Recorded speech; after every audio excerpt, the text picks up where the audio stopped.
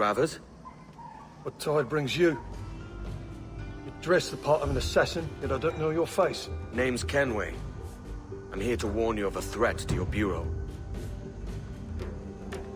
Yes, I have noticed some suspicious men lurking about. I believe they work for a noted Templar called Upton. Could you eliminate him for me? Oh, I may be persuaded. For a price. You wouldn't happen to know anything about a Templar key, would you? I'm sure you may find it among Upton's men. If I'll tell you where they are. You've got yourself a deal.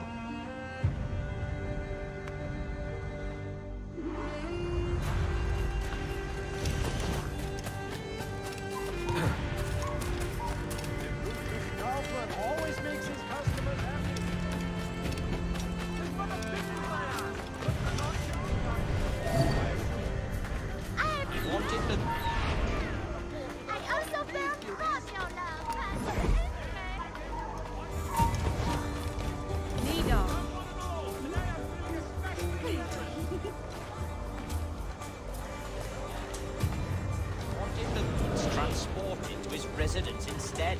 For why? What's he gonna do with them? I don't know. Store them. Smuggle them. Smuggle them away from his own smuggling operation. I know.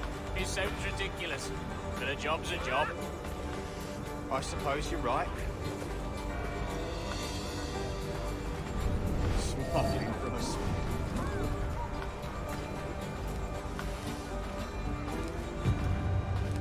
Hey, did you ever think about that word? Smuggler. Rather funny, ain't it? Whoever thinks about words. Well, not me, certainly. But say it. Smuggler. Smuggler. Smuggler. You're right. It does have a kind of a funny ring to it. Smuggler. Here, wait. Maybe we shouldn't be saying it quite so loud. On account of it being smuggling? Right. Right.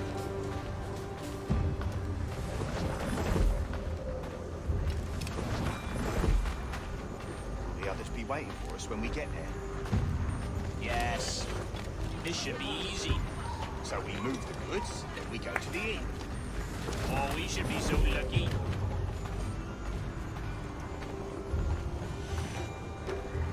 Smuggler.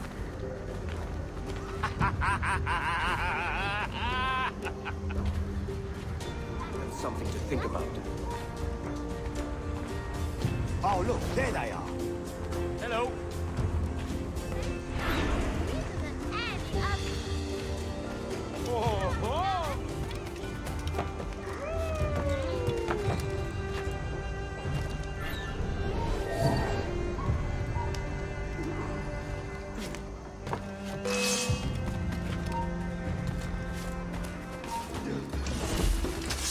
You. Why are you dressed like that, Templar? I'm no such thing. You know me. I run the Bureau. Know you two are one of us. That's rich. I've met the leader. You're not him.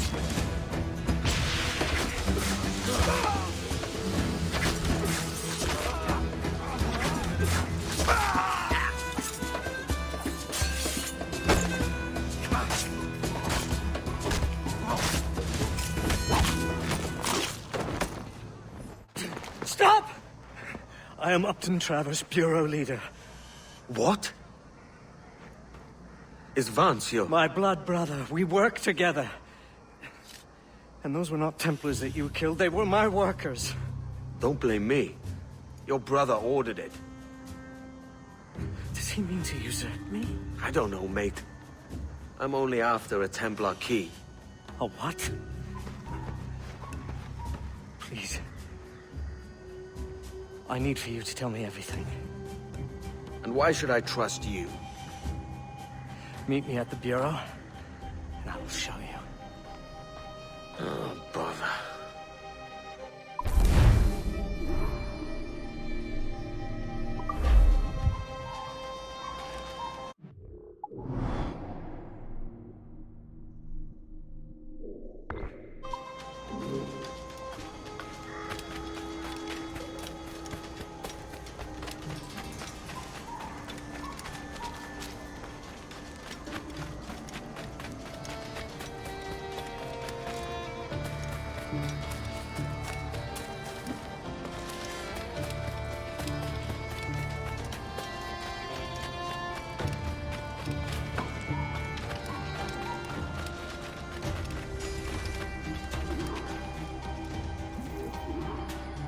lovesick idiot of a brother has misled you. Start from the start, mate. Recently, our trade introduced us to a formidable woman, Jing Lang, a pirate from the farthest seas of the Orient. Intriguing. She and Vance quickly became inseparable. Any reason he should have thought your men were spies? Well, there is the treasure. Oh? A pirate sold us a map. We each kept half. Come, I will meet him now. If you follow with discretion, you may hear it for yourself. Follow me at a distance. If anyone sees you, tell them you are my bodyguard. There are thieves about who would stop at nothing to secure either half of the map.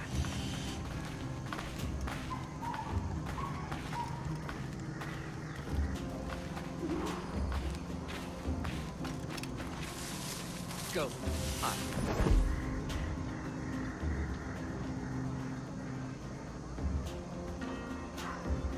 Good day, my brother. Good day, brother. If I may still call you that. Why?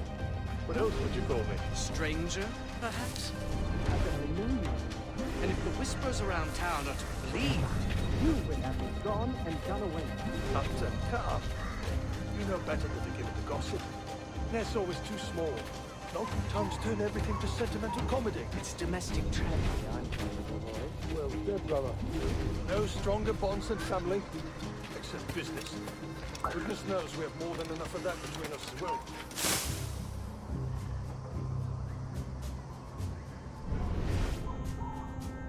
That is true, brother. That is very true. And what a business it is. I'm sure neither of us would ever do anything to upset the balance of things. Quite. Quite. Now tell me. You brought it.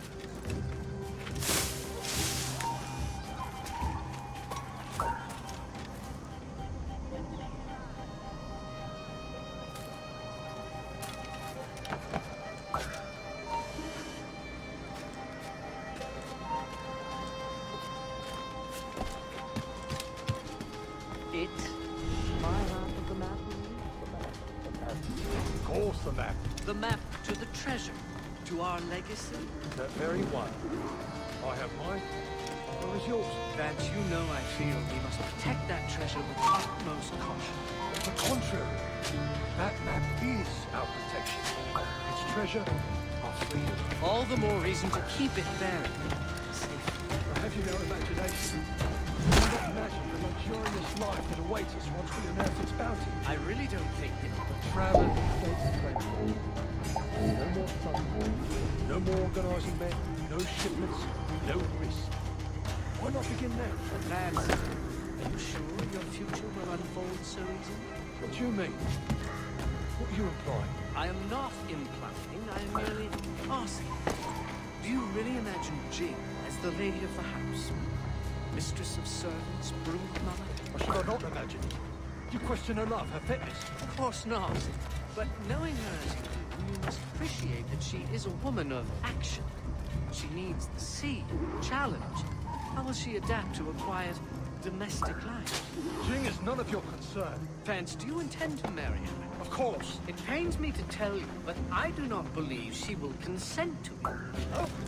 And what gives you such insight into her heart? In addition to her nature, I simply do not believe she is exactly what she says she is. You're jealous. Jealous? No. Yes! I only worry for your safety. You're always here to be the favoured child. The golden boy. Can't stand it that you would give her art to me, but she can't even give you a second glance. So you hate her. I have no hate, only concern. I'll tell you this. I will marry her. I will kill you for lust. I will have your half of the map. And then the world will see which brother has more honour. I'll bid you good day.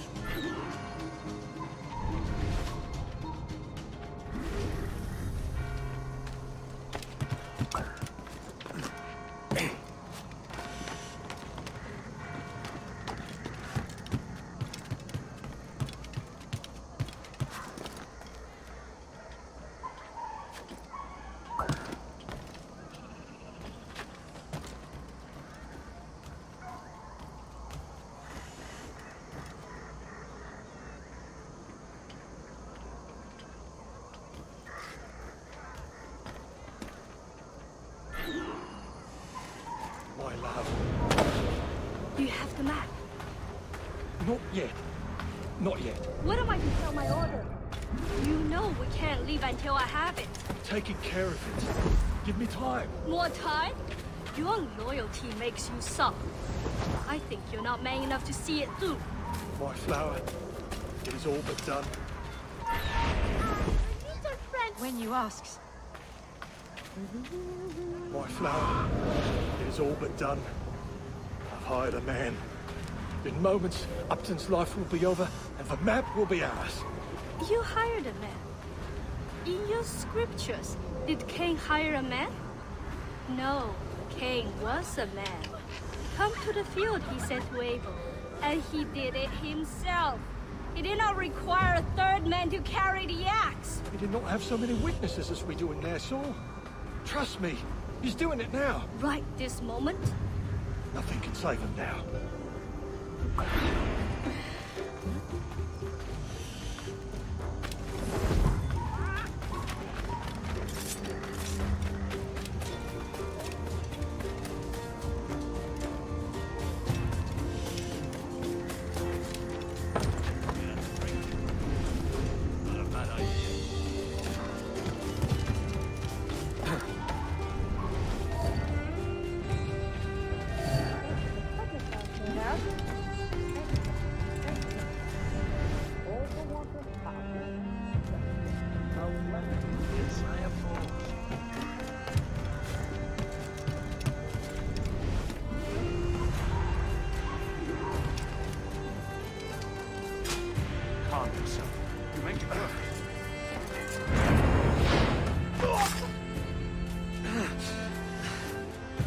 Edward?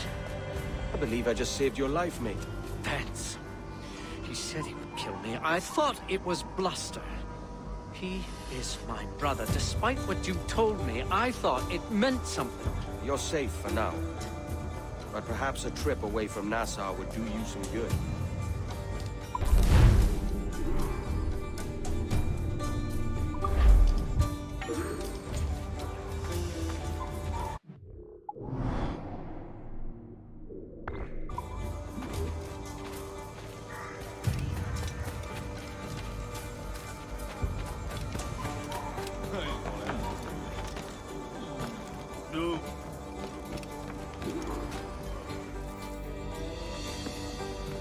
Good God, man. What's happened to you? I cannot go on anymore. My brother, a traitor, that woman, Templar. I have no family, no wife of my own. What is the point of living? Let them kill me. You don't know what you're saying, mate. Let's get you someplace safe. What's the point? The point is, I want my key. So I need you alive. I need your information, so I need you sober. You are my best friend. Come on. Kill you!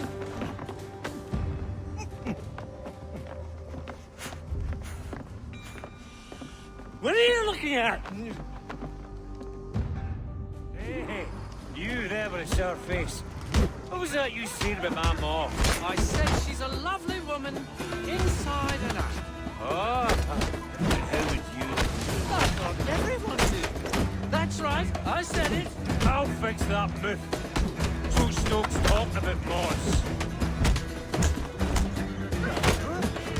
Bloody the bastard! Send them all in boxes!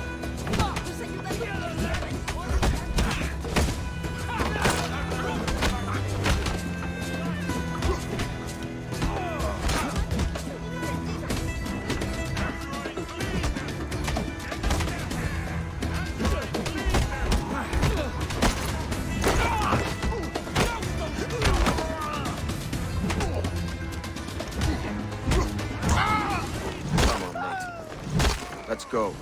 No! Not over there. Who the hell are you?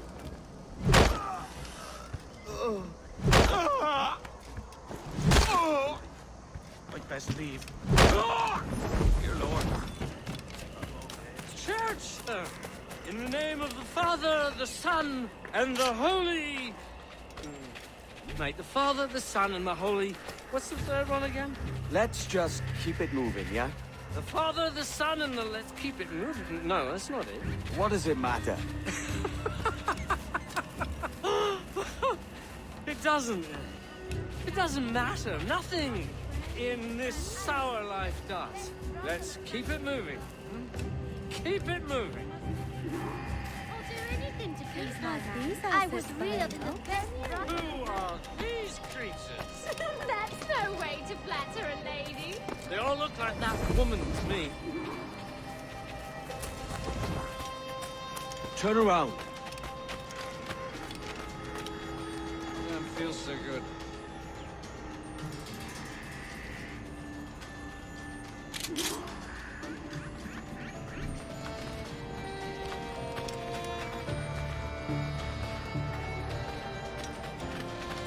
Upton, mate. No.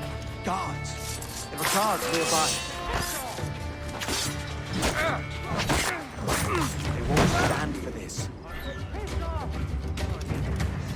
I don't want to be like a child, Edward. It's all right, mate. Help me not be like a child. You just need the drink to wear off. Are you safe here?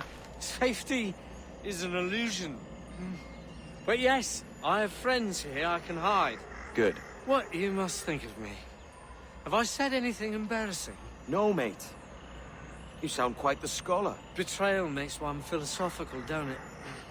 Imagine a Templar, my brother, to marry a Templar. I doubt it'll come to that. I'm so afraid for him. Oh, please help keep him safe. Sober up, mate. We'll finish this in the morning. You're a forever friend, Kenway.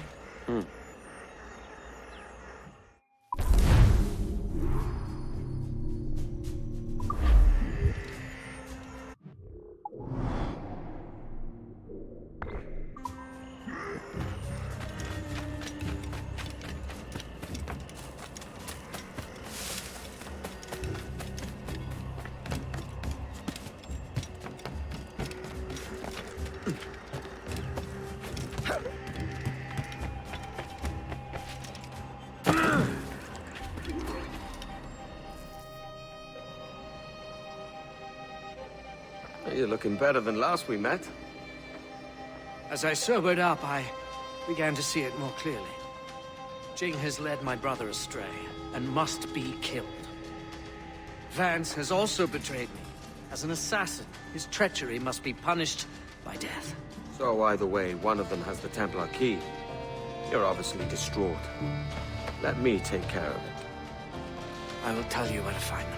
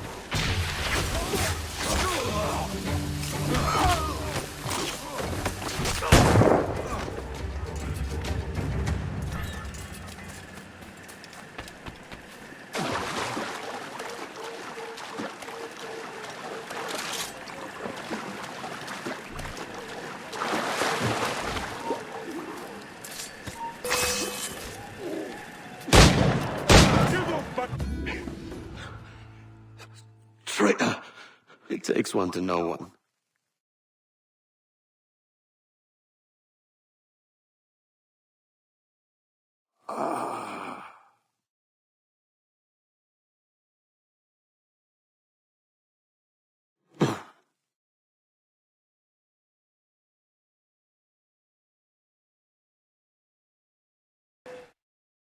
Jin Lang, as I live and breathe. I told him not to hire you.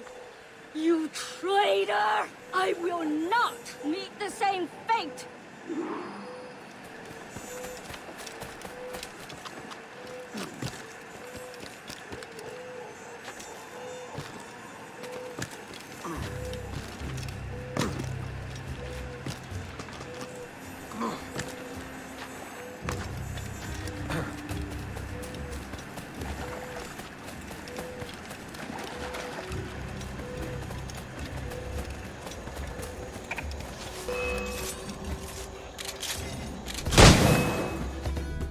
Imagine the Queen of Pirates, Jin Lang, defeated for a fake map.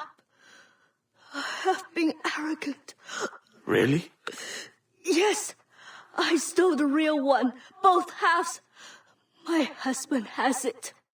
Your husband? Better man than these fools.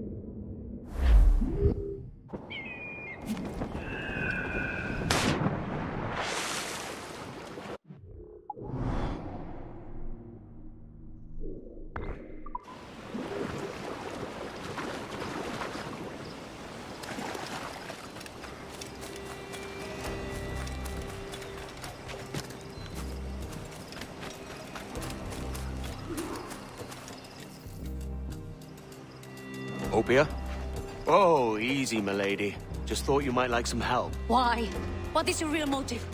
Your name was on a map. I may have sold it to a nest of Templars in error. We all make mistakes. Oh, typical. Twist a Templar blade to our back to play safer to our face. Look, I'll level with you, lass. I'm also looking for a key. I figure I help you. You let me keep the key if it turns up. Right. You're offended. I'll go. We will challenge you to a hunting contest.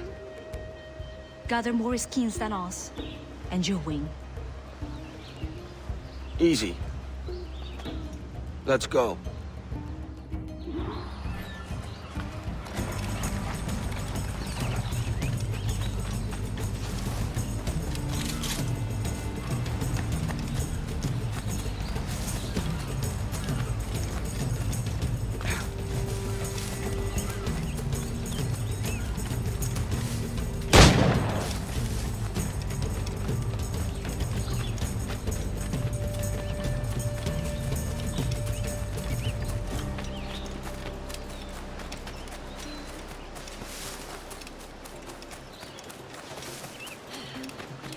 That's not fair.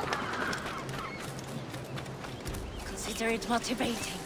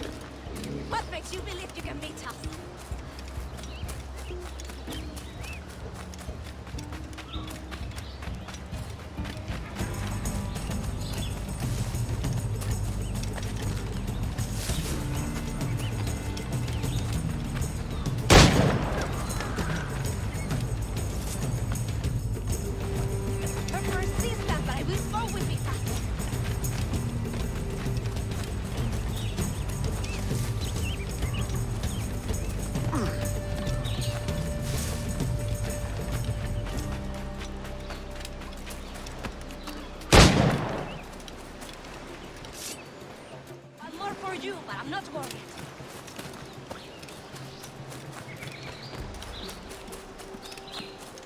We're persistent, but I will always be faster.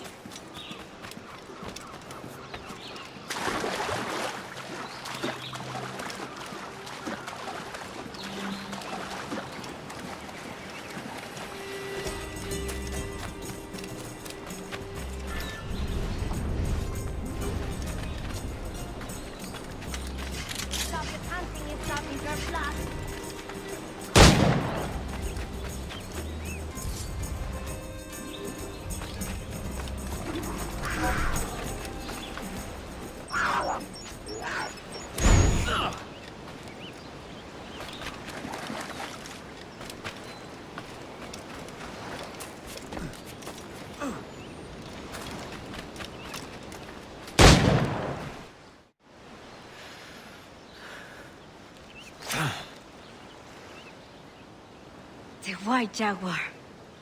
A fine catch. You have more than proven yourself. We accept your help. With what? Look. Frigate. Why? Is there anything out there but fish? No. Those are your Templars. You have a ship and a paleface, vessel and passport. Meet us at Gran Cayman to help us investigate.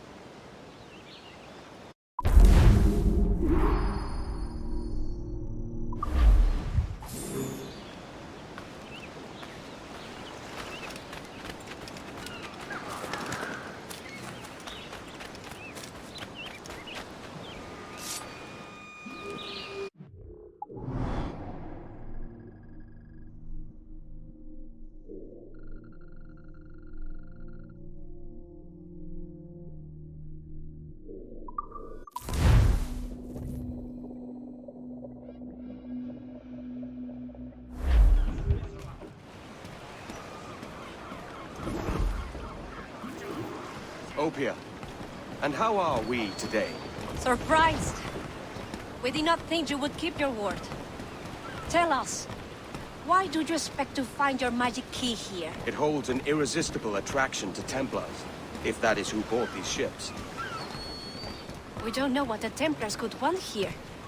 These people lead simple fishing life. Or perhaps not so simple. I'll go and have a mingle, see what we can find out.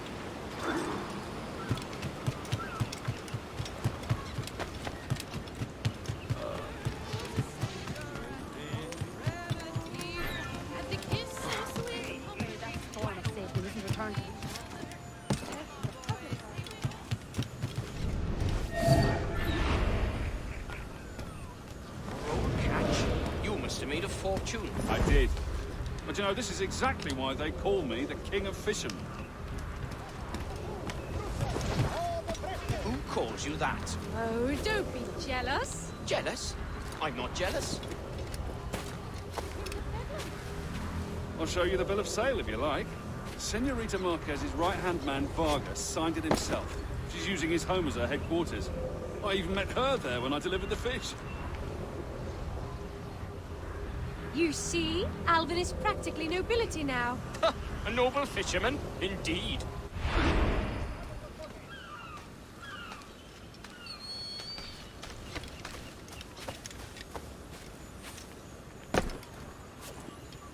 Oh, maybe I've had enough port.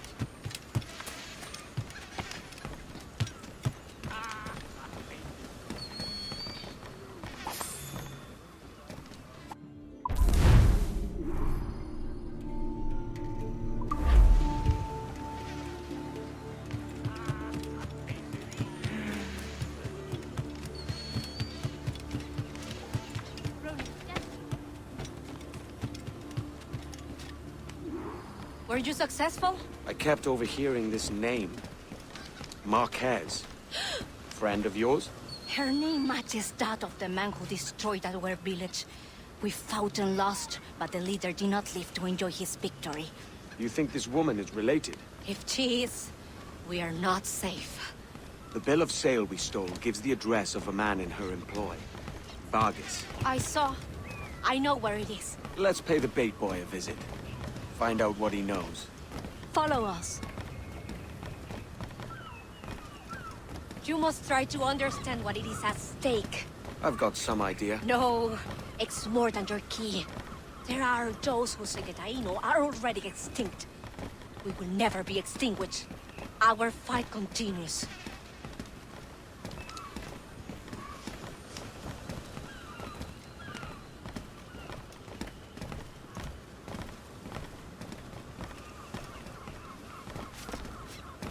Here it is.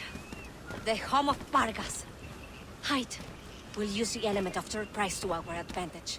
Conceal yourself. Hola! State your business. I hope for an audience with Señorita Marquez. Chase him!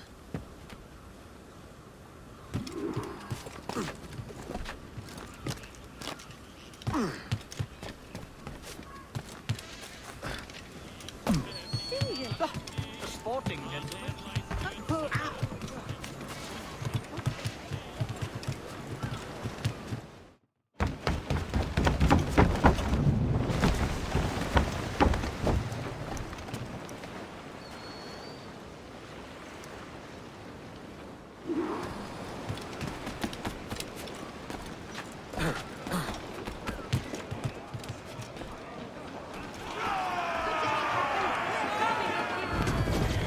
He's getting away! Hurry! Get after him! Rice! We get the back of the ship intact. If he drowns, we'll lose Marquez. We've got him. Board his ship. Board his ship. Board him.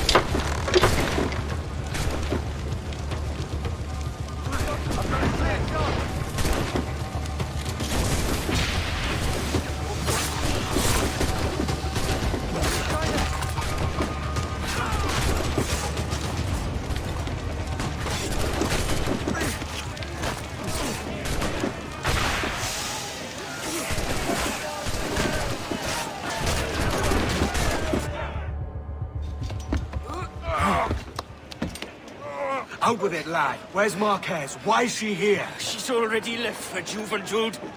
Find her there if you must. Her army will teach you a lesson. Juventud is the island of our enemies. If Lucia Marquez has gone there, it is certain we are her target. How many enemies do you have? When you're hunted, it sometimes seems that every stranger is an enemy.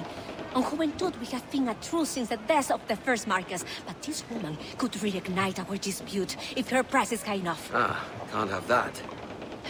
I take this ship. Meet me there if you still want your key.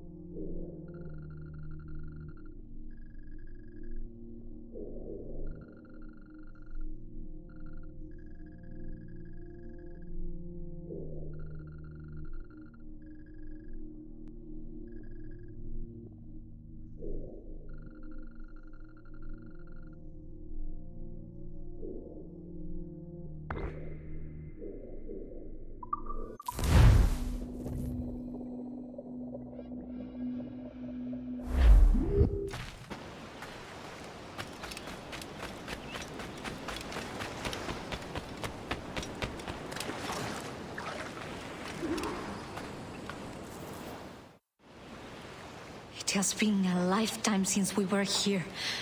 This jungle is still thick with vines and trickery. Marquez will use this to her advantage. But we know she's here. She doesn't expect us. We must find her, draw her out, and put a final end to her. Let's see where this lad goes.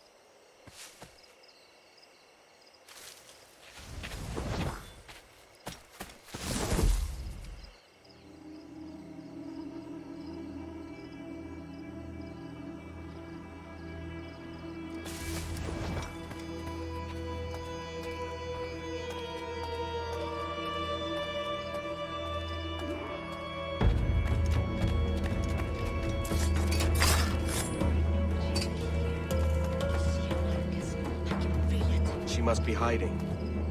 Let's take some action she can't ignore. Yes. Eliminate this man. Use a powder keg!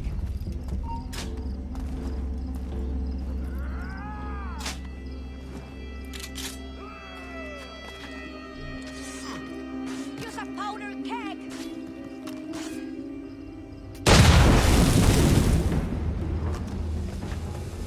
More coming! Take them out! Corner her! Make her fight alone!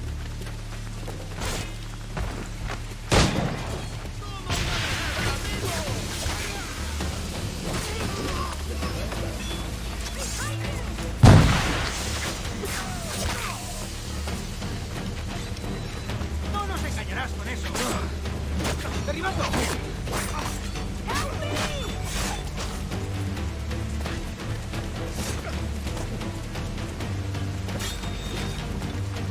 ¡Ya te tenemos, gusano!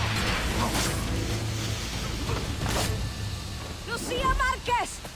If it's us you're after, come out and fight like a woman of honor! We will keep her attention focused.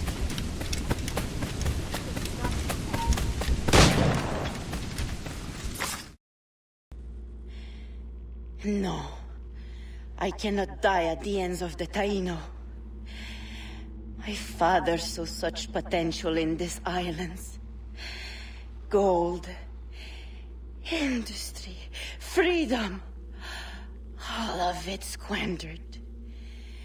You have not a clue how to use it.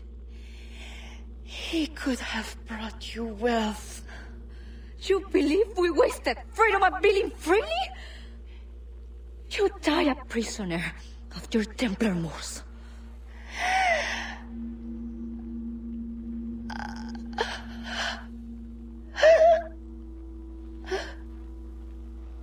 Let's not argue with a dead woman.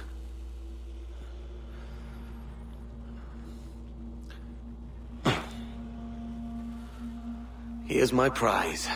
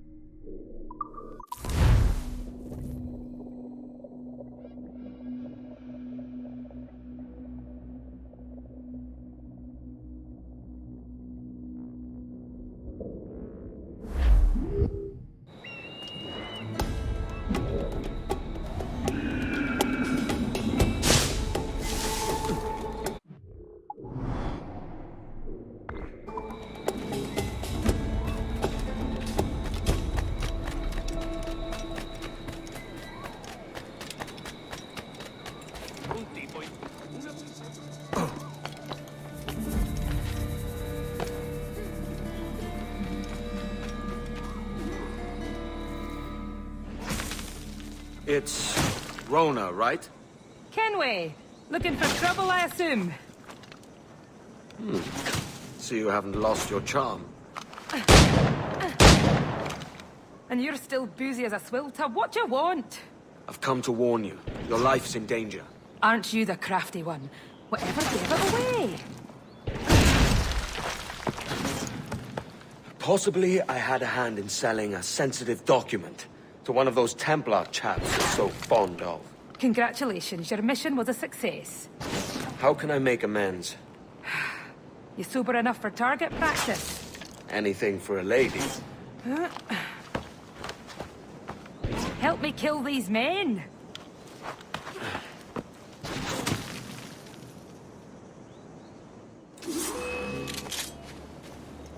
Oh, they're coming from the left.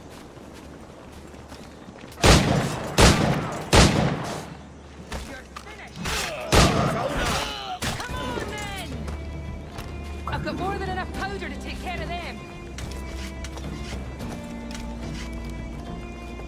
Set a trap with powder kegs.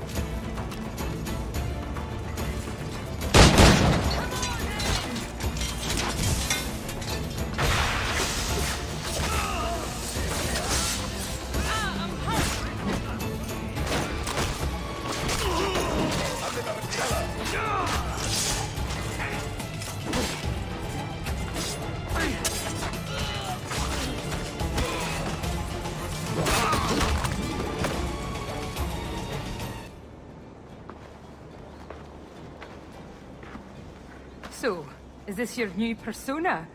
Sir Edward of Havana rescues damsels in distress. And does it suit me, Mopsy? Better than your old personality. Really, Edward, why are you here? Yes. Well, there's a key. Most likely in the pocket of your Templar suitor. I need it. Really? And why don't I want this key for myself? Rona, I know you're no stranger to a man's boots, but the suit this key unlocks won't fit you. I'll tell you what. If I think of a chore that requires the help of an especially simple fellow, I'll let you know.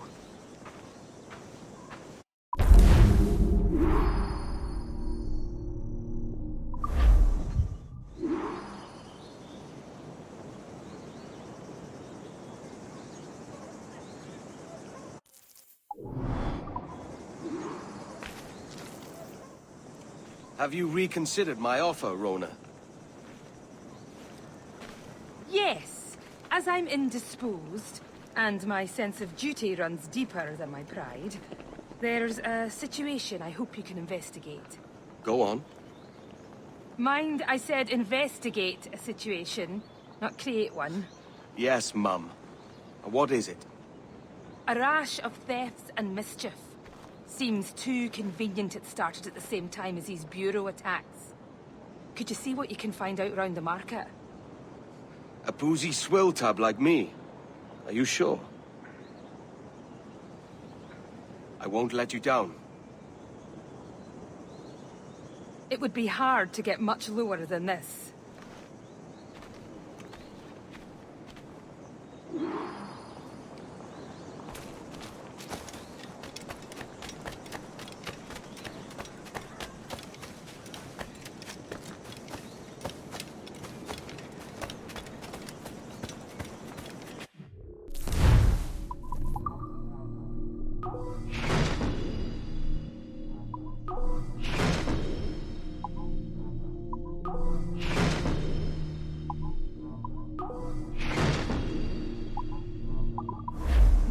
Gracias. Vuelva cuando quiera.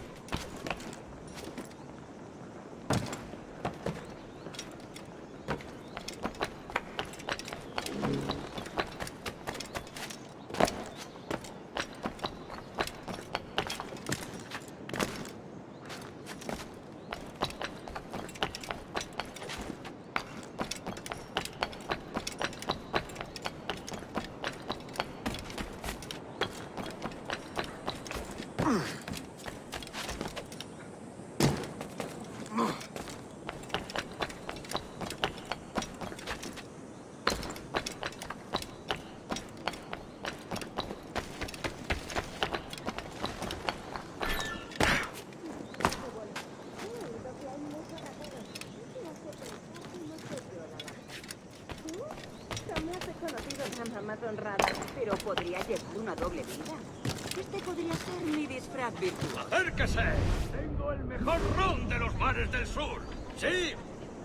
¡Al ladrón!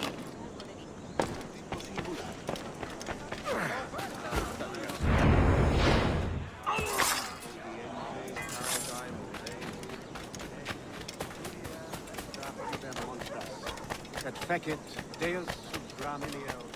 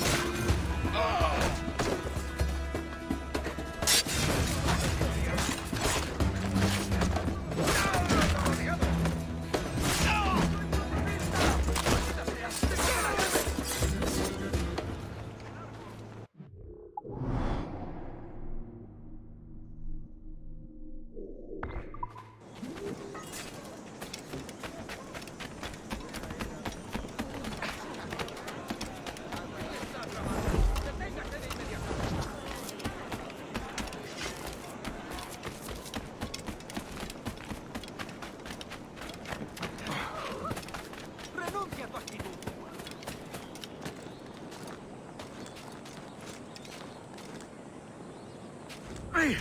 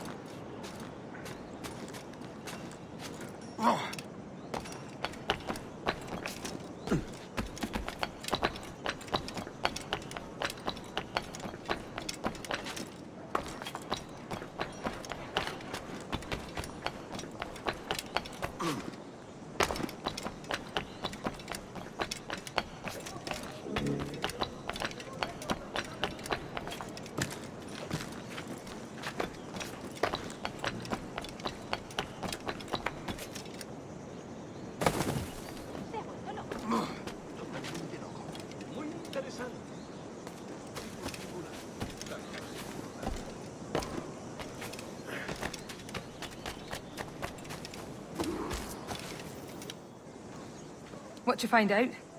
Managed to nab a pickpocket. Slyboots had a map. Something about storehouses and gunpowder. I did some research too. It's clear as day. The whole operation's run by that Templar scoundrel Hilary Flint. That's the same name from the map. He's using pickpockets to run an arms race. Against who? Me. He's in the lead, I take it. Yes, but with your map, we can destroy his weapons stores to catch up. Let's waste no time.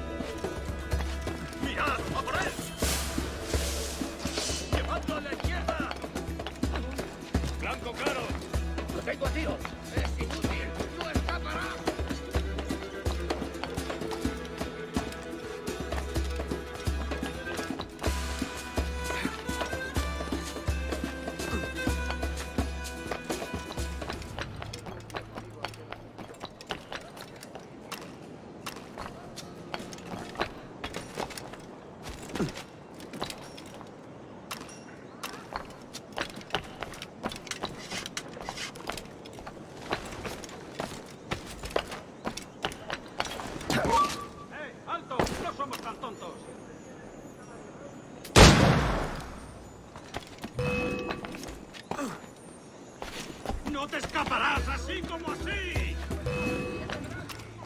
¡Lo he encontrado!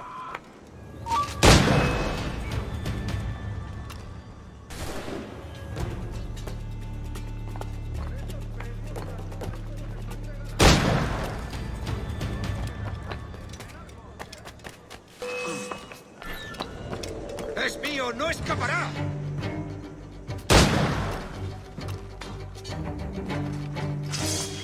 Creo que puedo darle.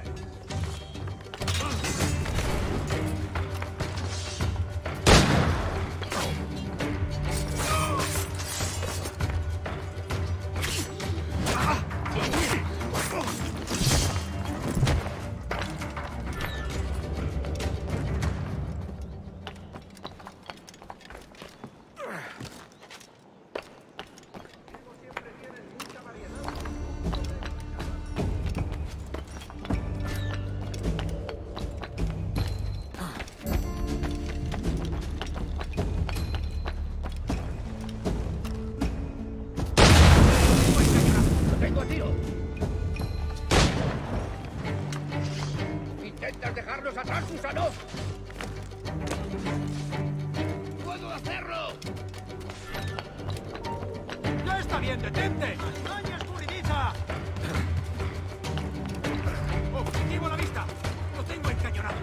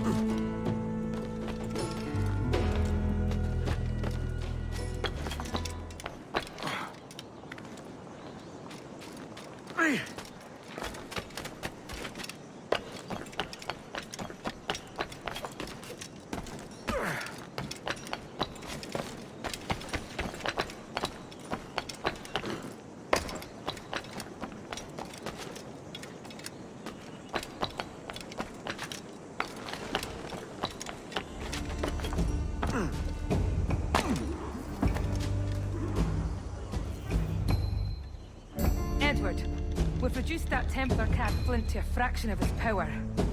The only thing standing between you and your key now is Flint himself. You have an approach in mind? I'll engage him in combat. And you circle around carefully and, well, you know the rest. Suddenly squeamish, Rona. Can't quite bring yourself to kill him. Of course not. I just don't want you to feel like I'm telling you what to do. I think that injury must have left you with a touch of fever. Can we go now? Let's. Oh, he won't be hard to find. Cheeky bastard. Strutting about like the cock of the walk. Admit it, Ronan. Deep down, you like the walk of that cock. I can arrange to have you in thumbikins if Floggin's too kind, Kenway.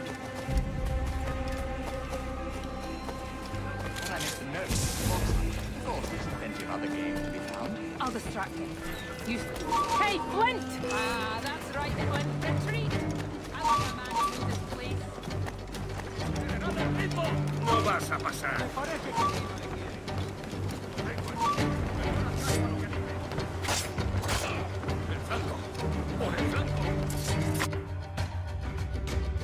I knew we would end in fire.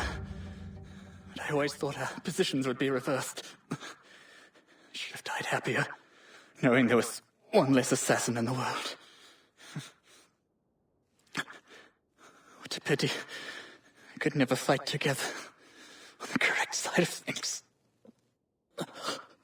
Would, you two like a moment alone? No. It's too late.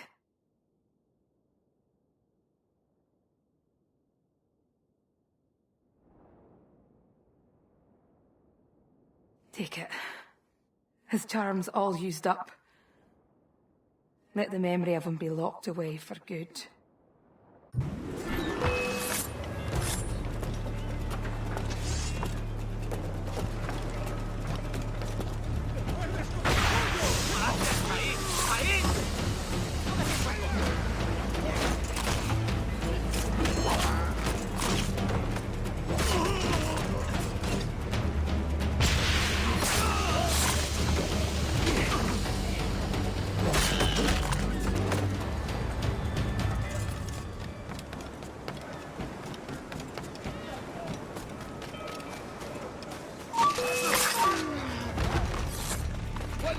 ¡Blanco claro! ¡Está a tiro!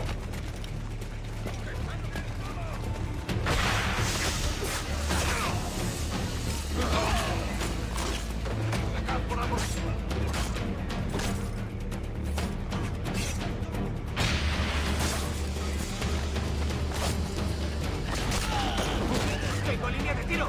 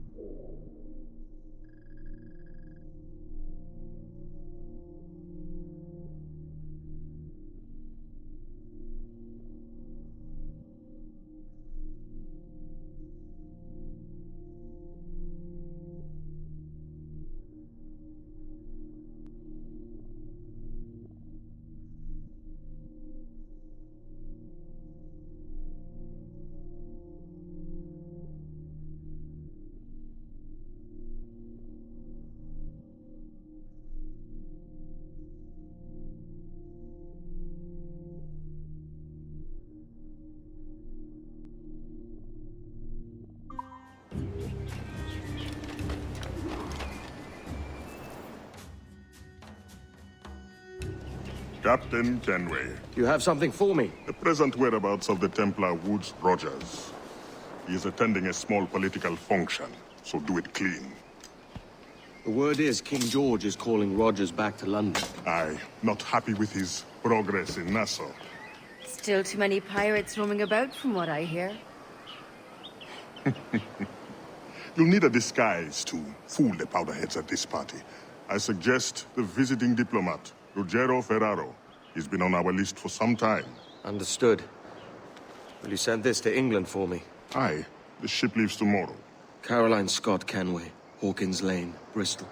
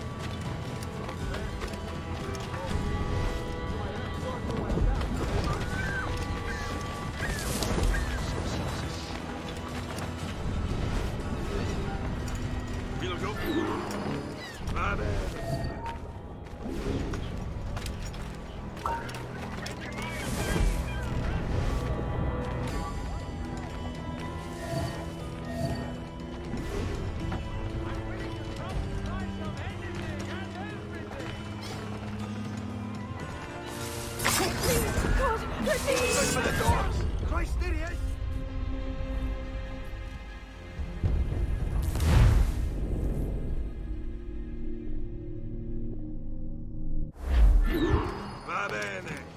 I'm ready. We go.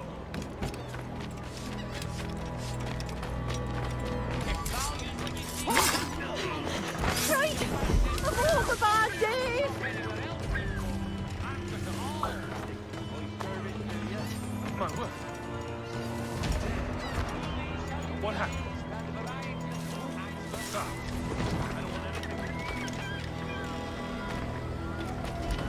There is no beauty to this city. No expression of joy.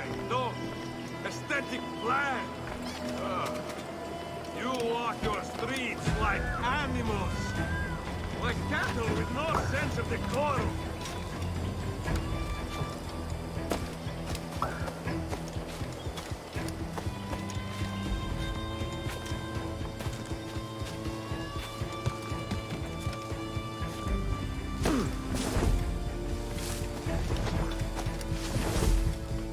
Idiots. You are all idiots. How you English believe you can subdue the world is beyond me. The clockmaker, yes. He's a good friend to me. I'm also very...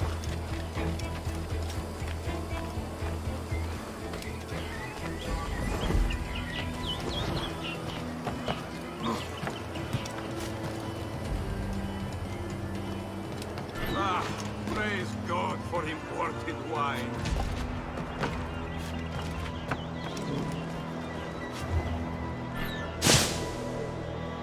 Who can drink?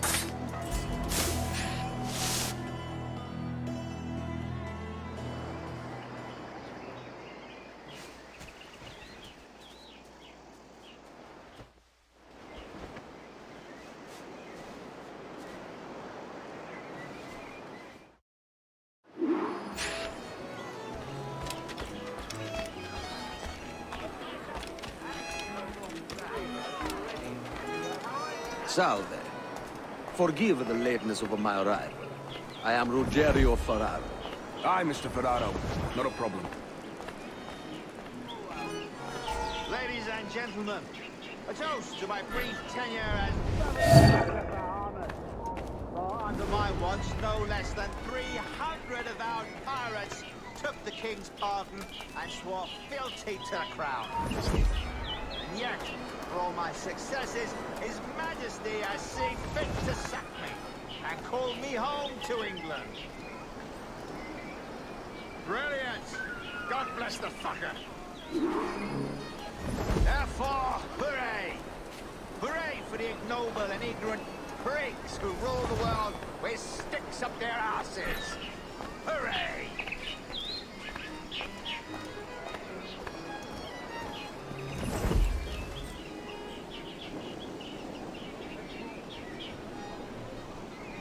How is Mrs. Rogers these days? I haven't the faintest idea, and I don't intend to inquire any further. We separated almost 5 years ago, and both our lives have been the better for it. Forgive my curiosity, Governor. Perhaps I'll be more candid later, when the remainder of my reason has left me.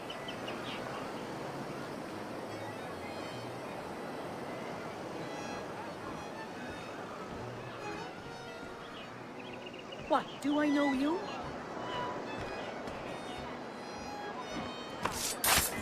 Lord, just send me home! He was a privateer once. How is it you lack so much respect for sailors only trying to make their way in this world? You couldn't possibly understand my motives, cretin! You have spent a whole lifetime dismantling everything that makes our civilization shine. But I do understand. I've seen the observatory, and I know its power. You'd use that device to spy and blackmail and sabotage. Yes. And yet all for a greater purpose. To ensure justice. To snuff out lies and to seek truth. There's no man on Earth who needs that power. Yet you suffer the outlaw Roberts to use it. No. I'm taking it back. And if you tell me where he is, I'll stop the man.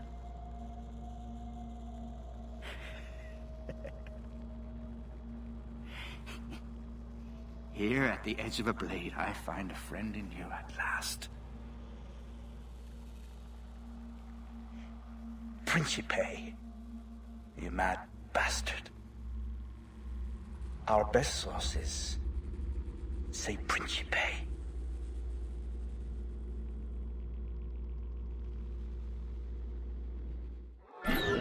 Please, no, don't kill me!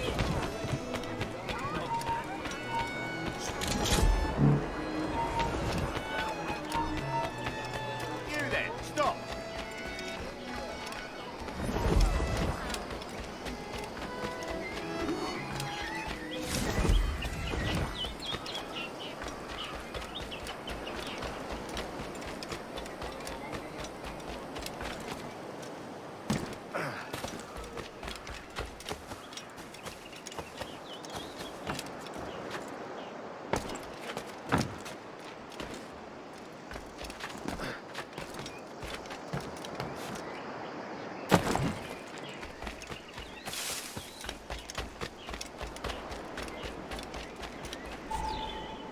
It's done. Where now? Grab your kit and pack well. We're sailing for Africa.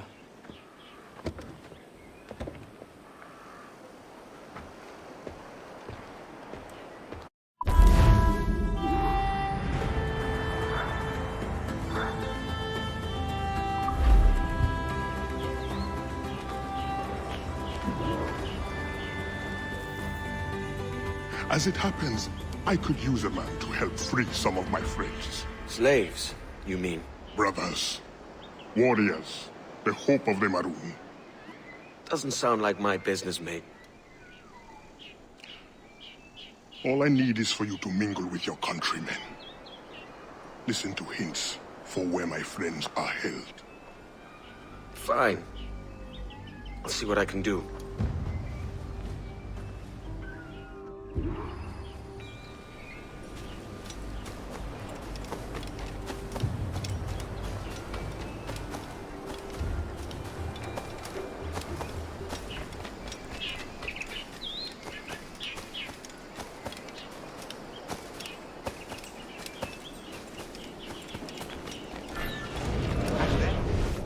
Dismissed without pay.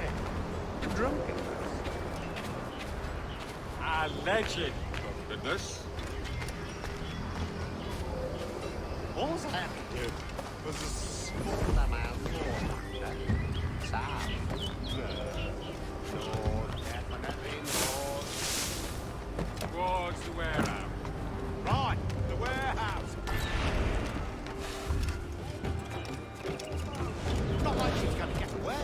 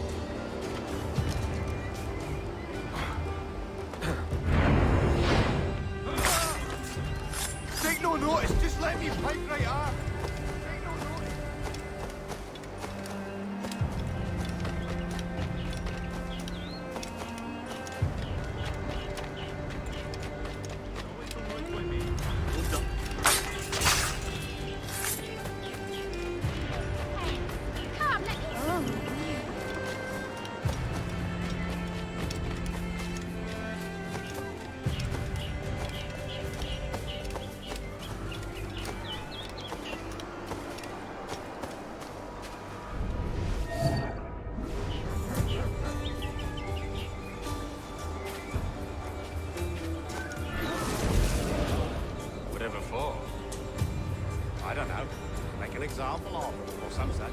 Well, what did he do? Does he need to do anything? Sometimes examples just have to be made. Hey, now isn't that just the truth?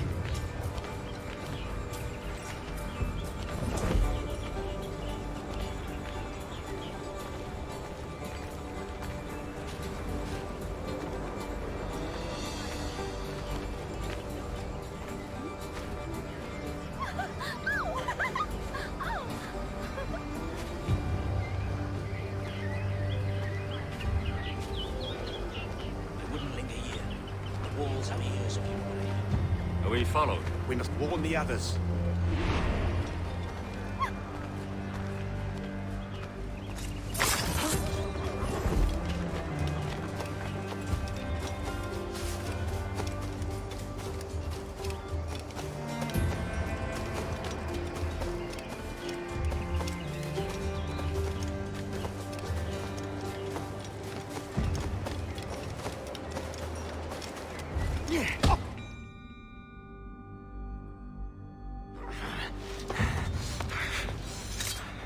You got the information I need, mate? No! I've heard of your kind. Assassin! Don't hurt me! All I want to know is where this slave is. Do you know of anyone being held? Especially... Please! Let me live! My wife and children! Come on, then! Out with it! Look near the windmill. See? Was that so hard?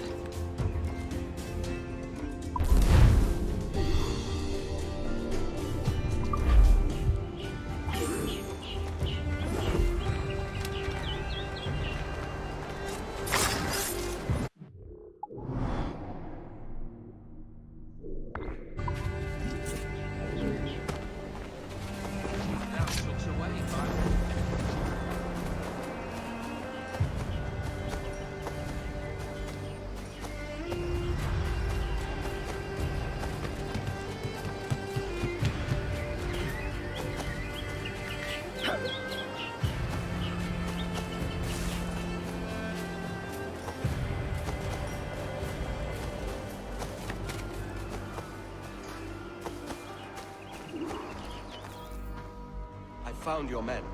And I found where his brothers are kept. Help me release them. No, mate. I've settled my debt. Meddling with slaves is none of my affair. I doubt there's even a Templar behind it all. All affairs of freedom are assassins' affairs. What is your price? What? A man without principle must be moved by coin. How much do you need? There is a key I'm looking for. Belongs to a set I've been stripping off Templars. The Templar keys? I thought they'd been destroyed. I'm not the only one who knows about them, then. If we find it, it's yours. You have a deal. Let's go get your friends.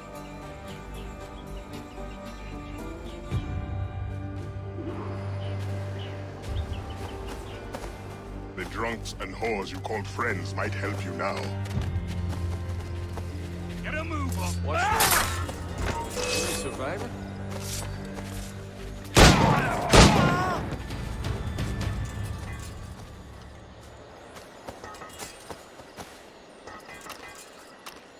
Thank you. Hurry, to my bureau.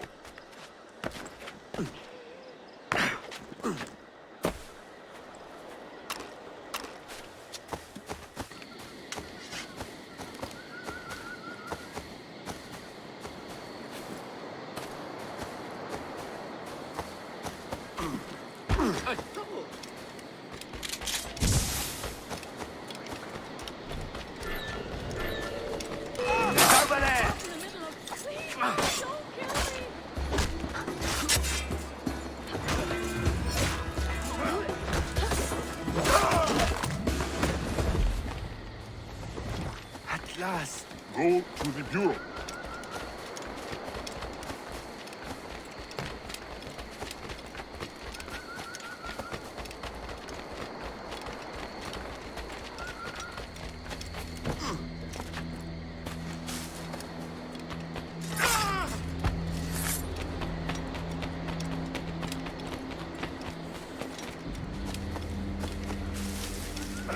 You must exercise caution. The area will be well guarded. You know how this works. Take your position. Arm, you scum!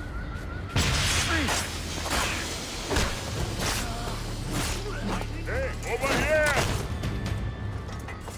You think you can escape us?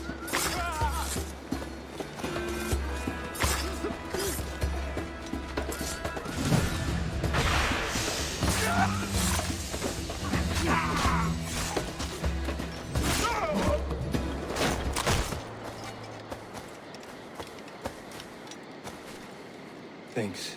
Meet me at the bureau.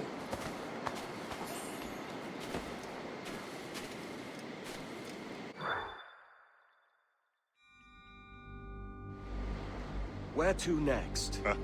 That's enough work for one night. Or do you grow fond of it? That's it. No Templar. What about the key? The Templar did not show himself. You will have your key next time. No, Anto, there is no next time. When you discover your conscience, or admit how badly you want the key, there will be a next time.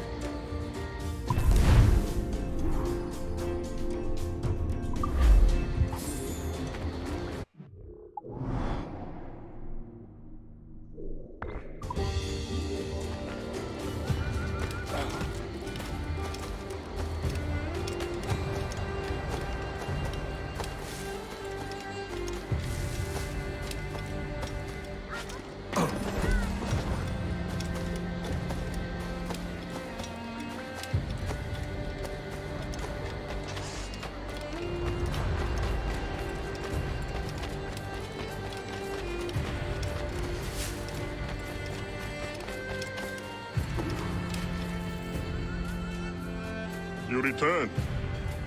Have you brought your conscience? I want my key. Patience is a virtue.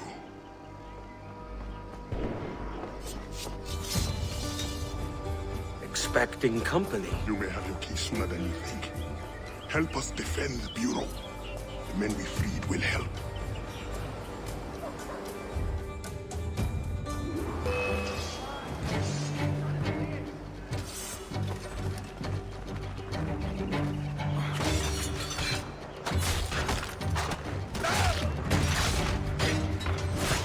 Keep them guessing!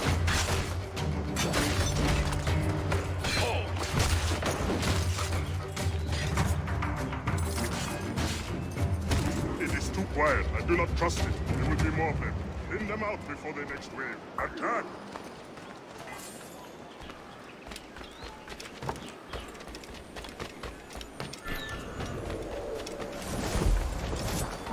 You there! Where'd you think you were going?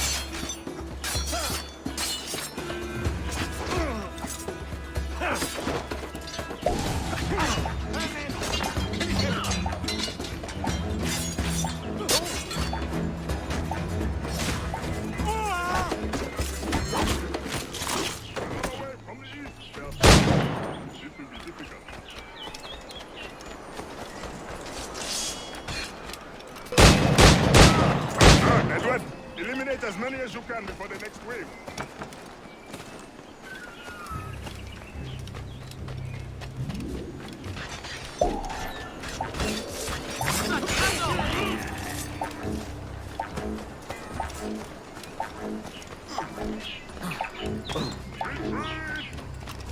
Another wave from the north. There are so many of them still.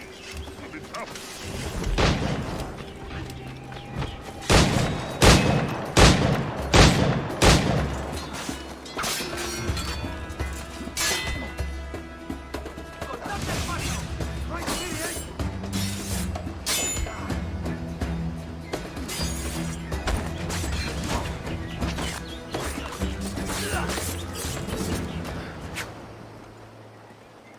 Edward, I am glad you showed up when you did. I'm sorry I have no key to give you, but... No, the key can wait. Whoever did this, I want to teach them a lesson. The Templar's name is Kenneth Abraham. He's part of an ongoing war with the Maroons. But we have held strong and will not be defeated. Let me devise a plan.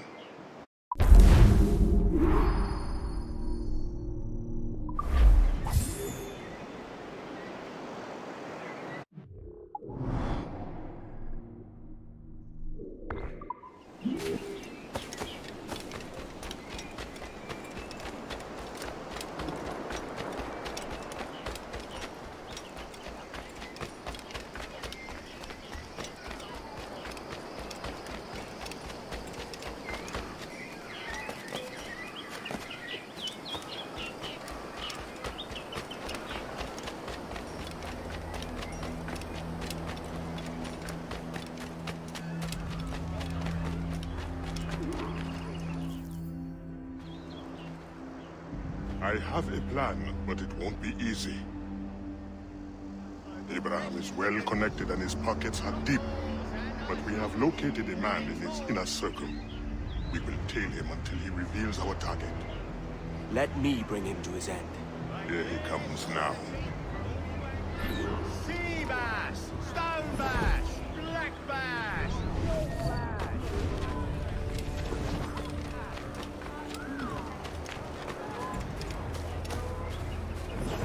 If we have leaders, organization, it is not the war. Our numbers are many. They will not stand a chance. Pity to not be invited to see us celebrate before our victory. Why?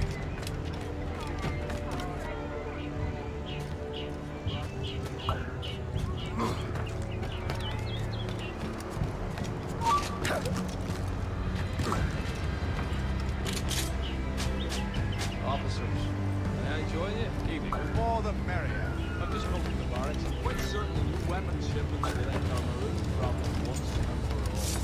Plan. That is the plan. You think they'll be expecting us? Most likely. They always do something.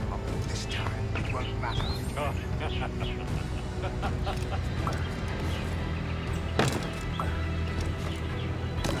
Excuse me, I have a private matter to attend before I make my entrance. As do. See you then.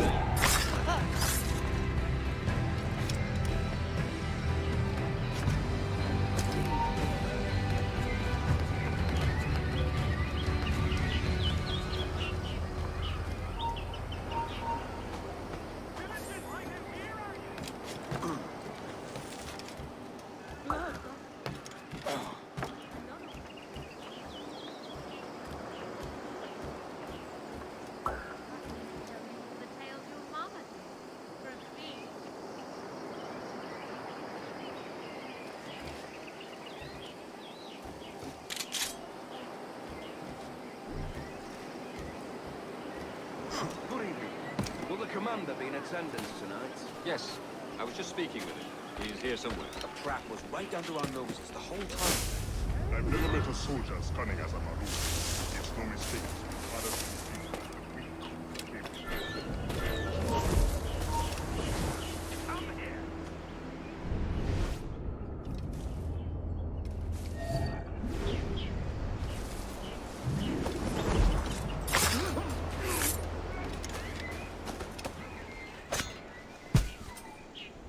Cockpit, you say?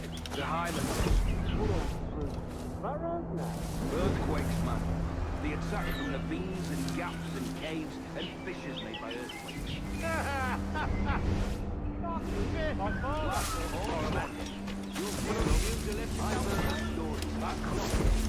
Is he all the one?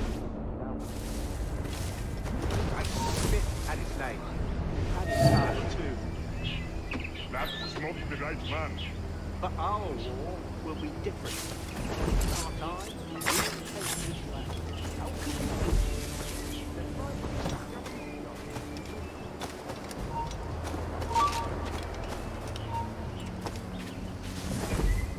we're not simple. How? The land is full of boar and fruit, and we need the rivers as much as they do. Do you not take the land? Not according to treaty. Treaty? That's rich.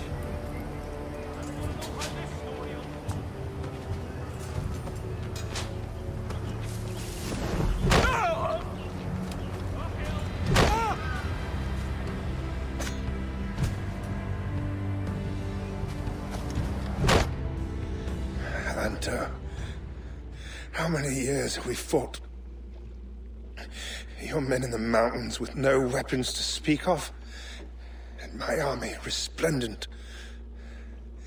And yet you live, and I die. You lack the conviction to win.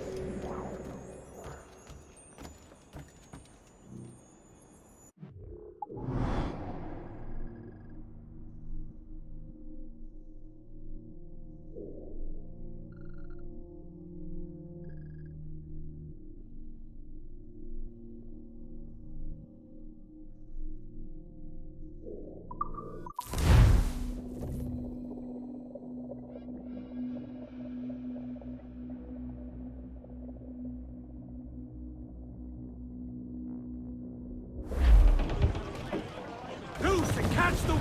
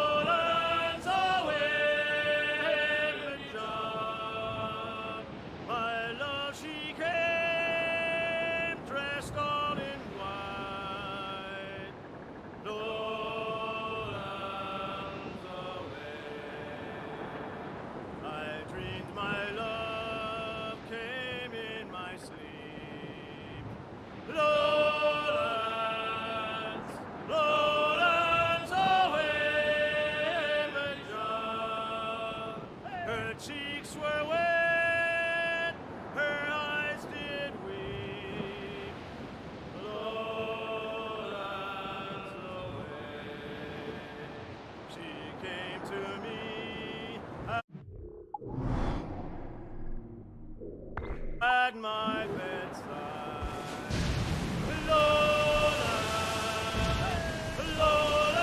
away,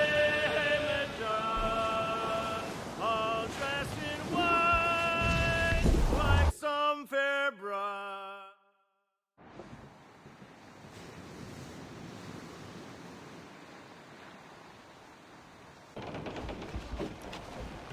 Captain!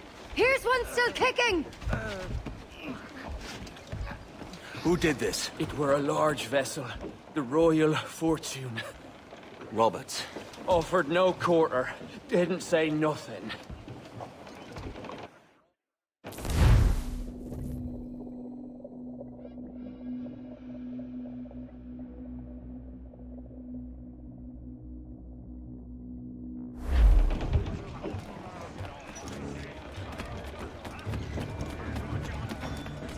Good day to you, Edward.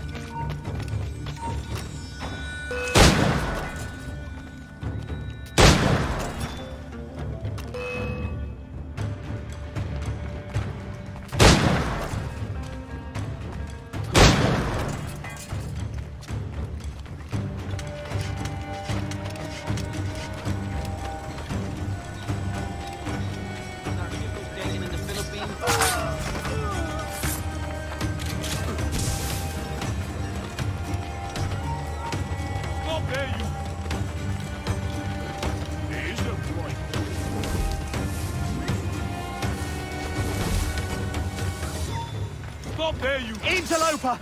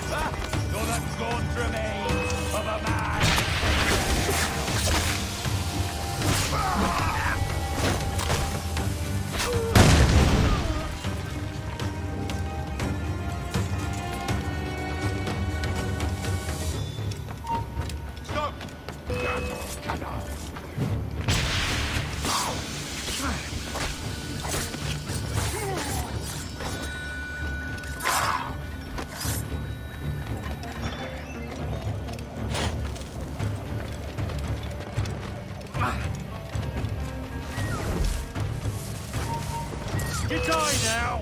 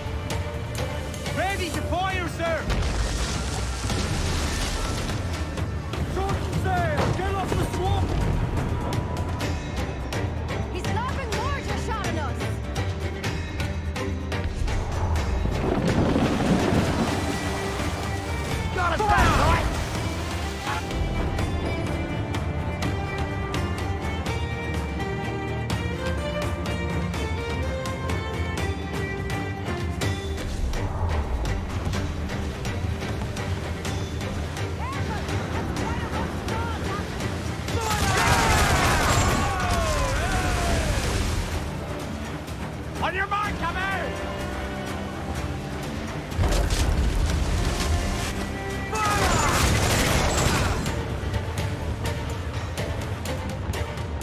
Ready to fire, sir!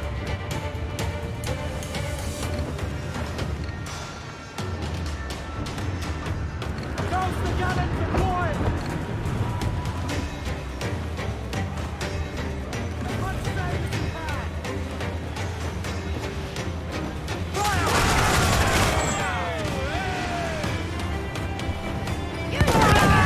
I'm away from out!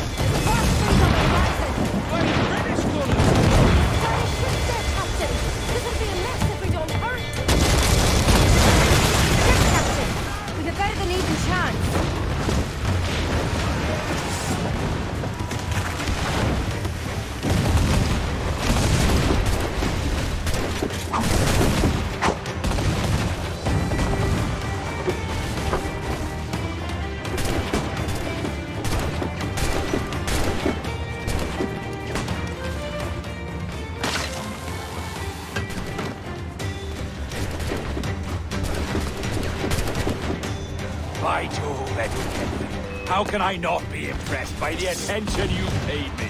May the best of we two sing praises of the second!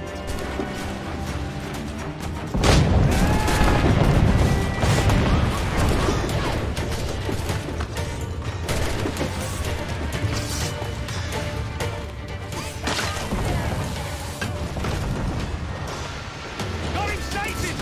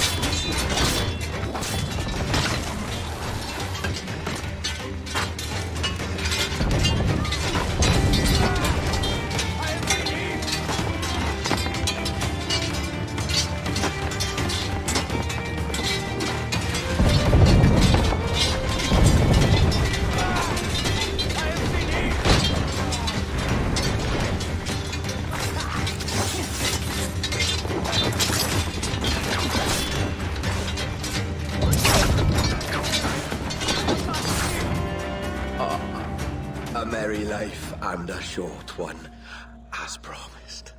How well I know myself. And what of you, Edward? Have you found the peace you seek? I'm not aiming so high as that. For what's peace but a confusion between two wars? Oh, you're a stoic then. But perhaps I was wrong about you. She might have had some use for you after all. She? Of whom do you speak? Oh, she who lies in wait, entombed. I had hoped to find her, to see her again, to open the door of the temple and hear her speak my name once more. Talk sense, man. Oh, I was born too soon. Like so many others before. Where's the device, Robert?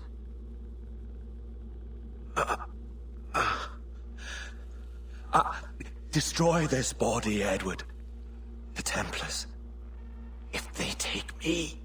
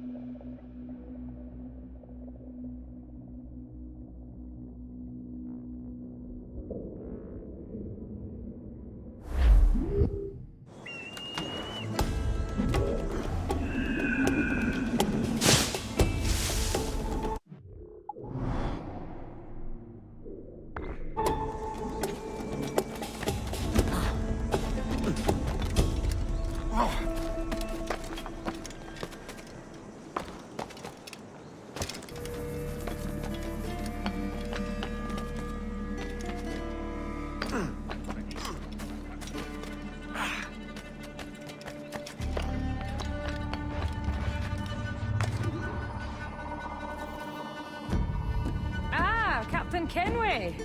I'm assuming this is the friendliest face you've seen since dropping anchor? Is Havana under curfew on my account? Aye. Torres seems to think someone's coming after him. He's not wrong. A monkey-looking thing? Is that what I think it is? Aye. Watch. Through the blood of the governor, we can see through his eyes. That's by the church. Keep this safe. Just in case. I'll be at the bureau.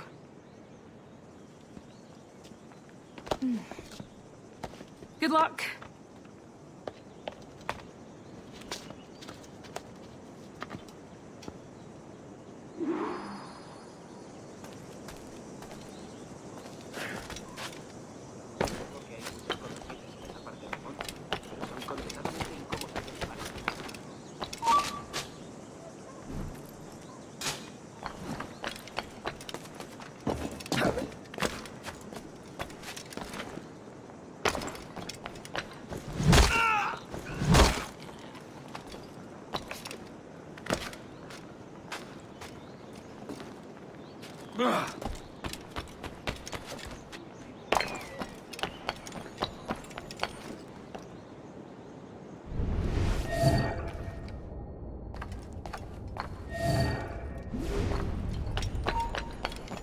¡Alto!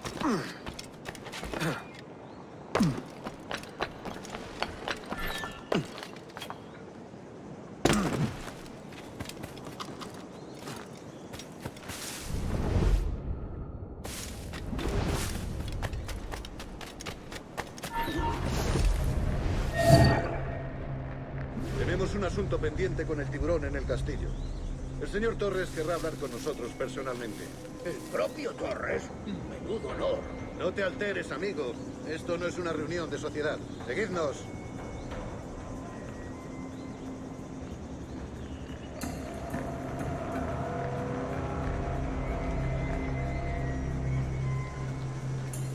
Señor, disculpe, pero ¿por qué tenemos que entrar ahí?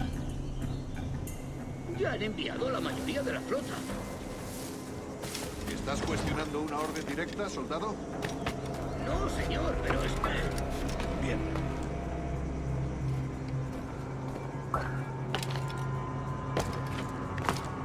¡Atención!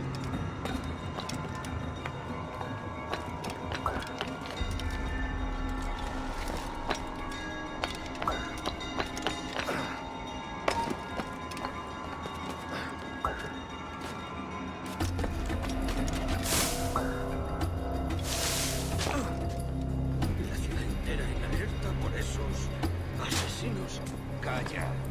Un rumor acaba con la confianza más rápido que una bala. Ni menciones a los asesinos. He oído historias sobre ellos. Espero que te equivoques. Ahí, vosotros dos. Cerrad esas bocas antes de que os las tenga que cerrar yo. Señor, sí, señor.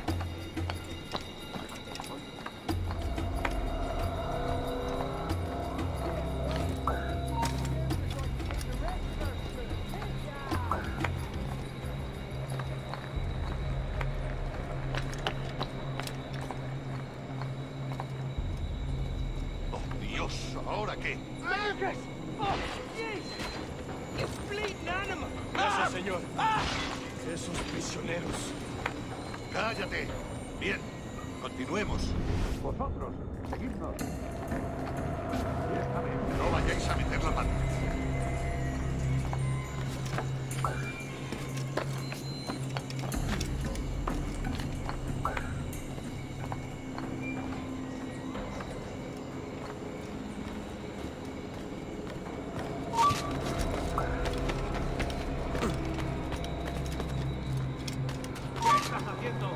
Baja de ahí.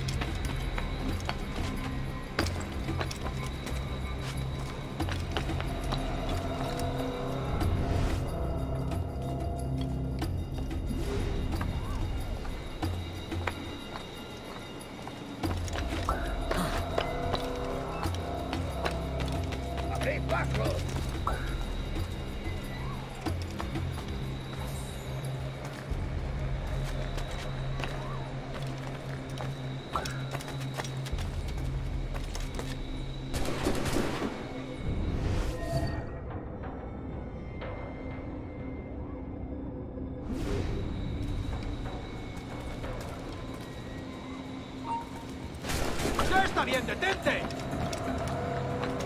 verdad vas a intentar escapar de nosotros?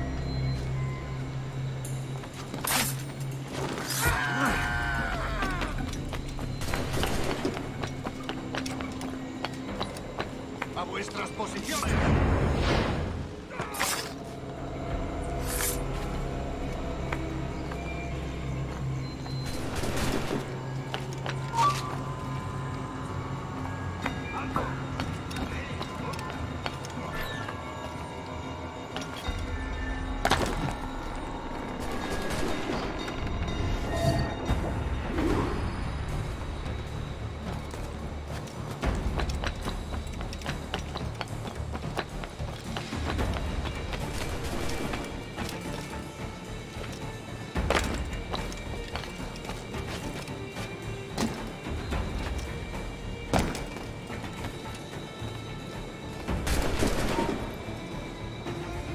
¡Alto ahí!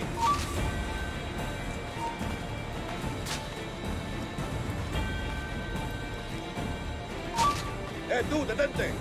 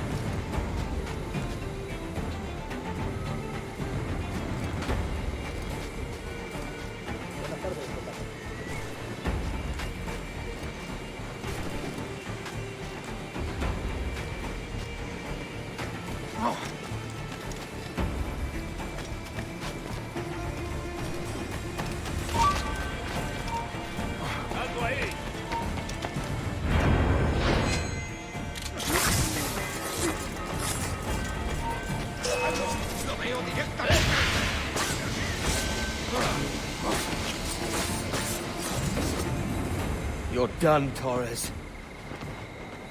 Christ. This again, eh?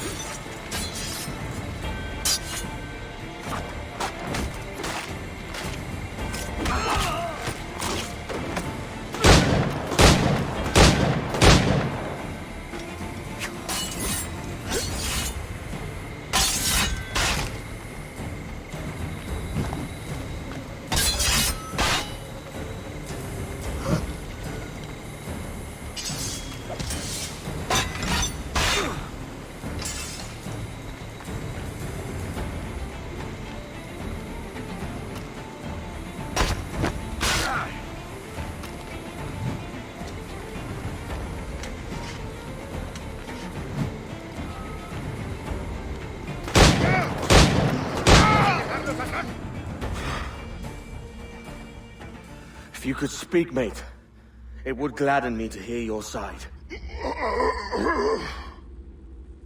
You humbled me once, and I took that hard lesson, and I bettered myself. Die, knowing that for all of our conflict, you helped make a soldier out of a scoundrel. Leave this life for a lasting peace, down among the dead.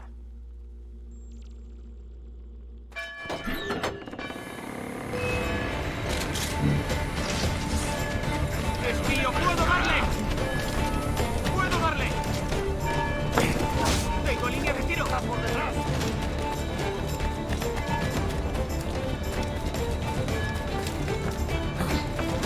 ¡Tengo línea de tiro! ¡Me tengo a tiro! ¡Puedo disparar!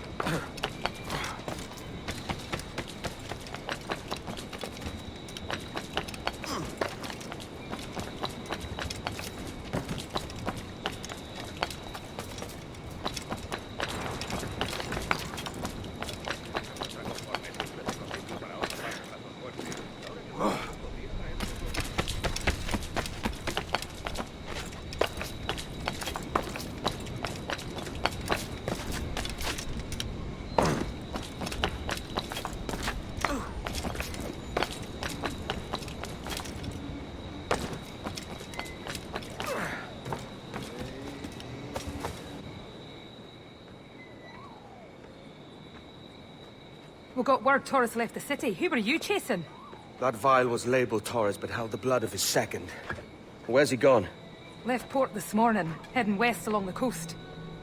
The observatory. Will we follow?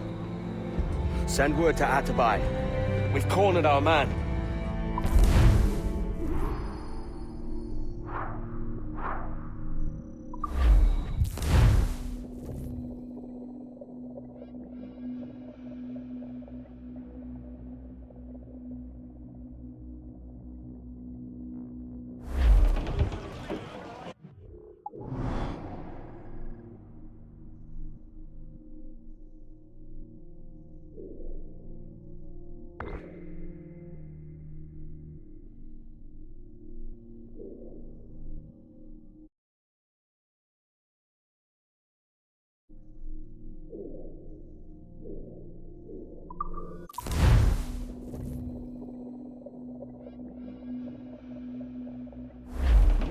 Give me some speed!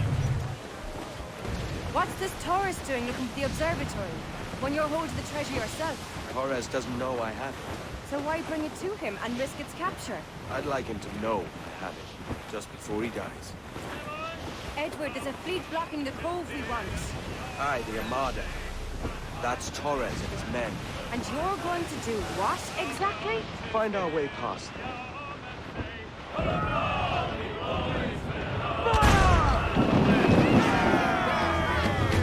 Someone coming in! On the wall, sir! On your mark, come out!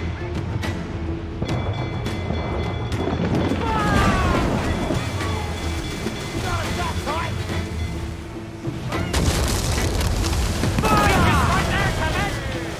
Ease off the wind! Ready to fire, sir! Fire! Have a shot! Right there, sir! Fire! Fire! Keep cover! Put a shot right there! Fire! Ready, sir!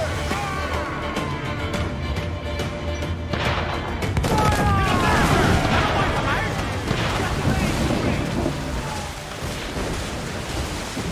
Taking damage here!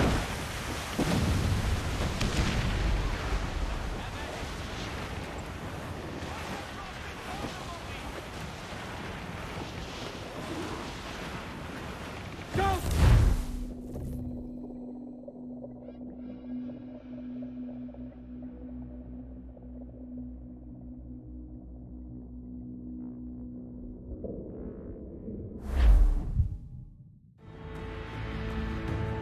Who's this Taurus?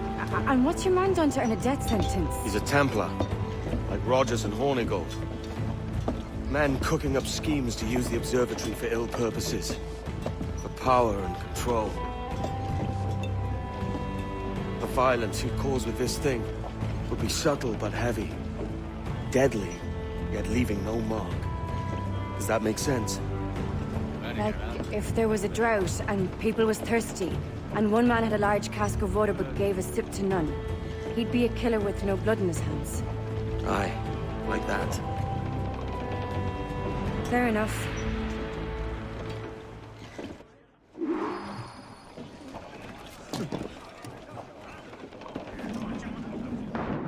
Captain fancy to swim. Lord, there's a bit of a chill, isn't there?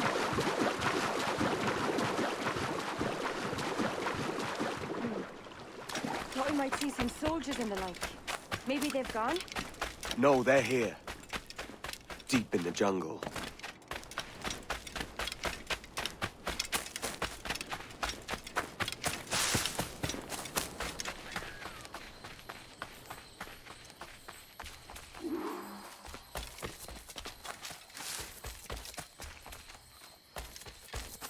Soldiers, just there. What should we do?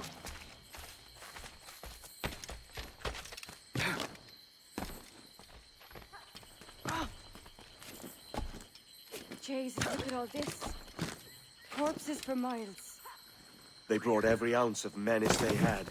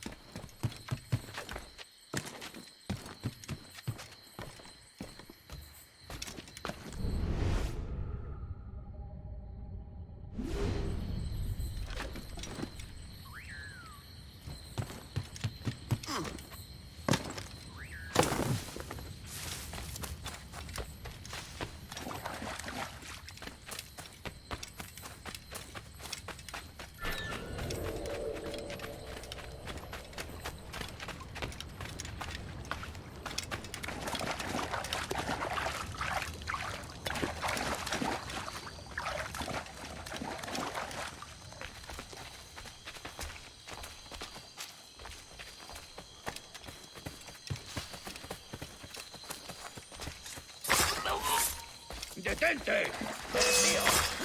Time to lance the shanker!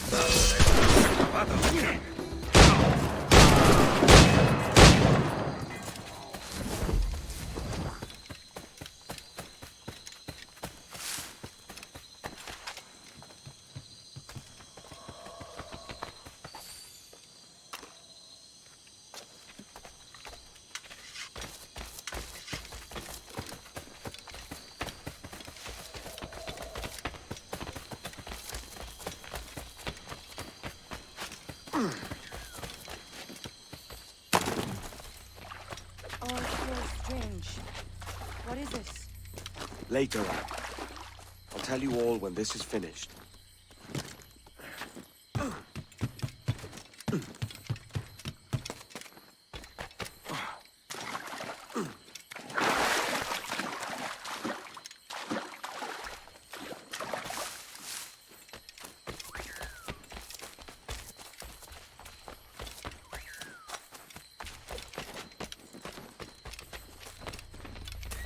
Holy Mother of Gods. Is this the place we've come to see? Aye. Stand watch here, and let none follow. Fits another dozen fights, aye.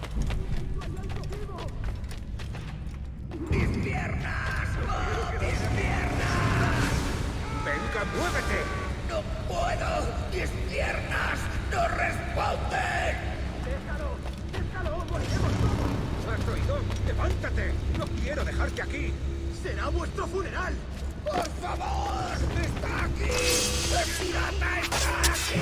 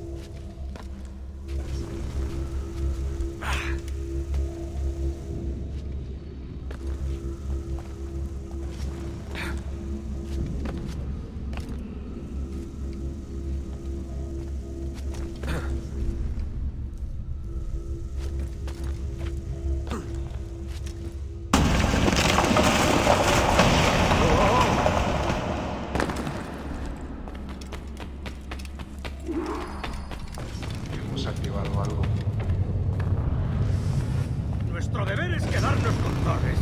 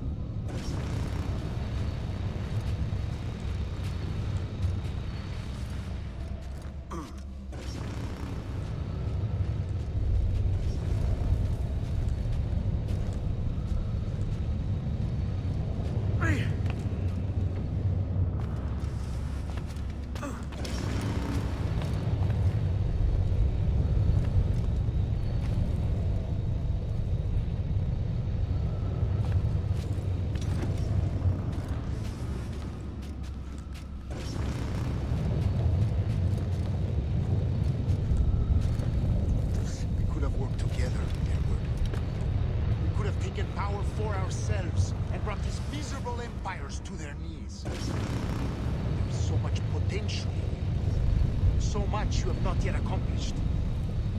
I could show you things. Mysteries beyond anything that you could imagine.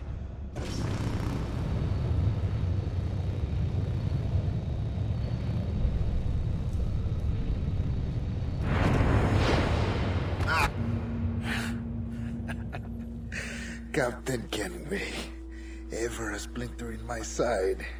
Does this murder fulfill you? I'm only seeing a job done, Torres. As you'd have done with me. As we have done, I think. You have no family anymore, no friends, no future. Your losses are far greater than ours.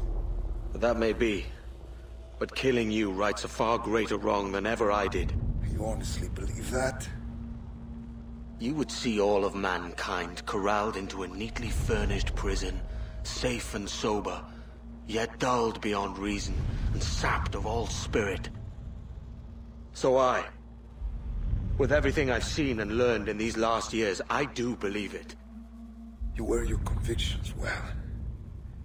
They suit you.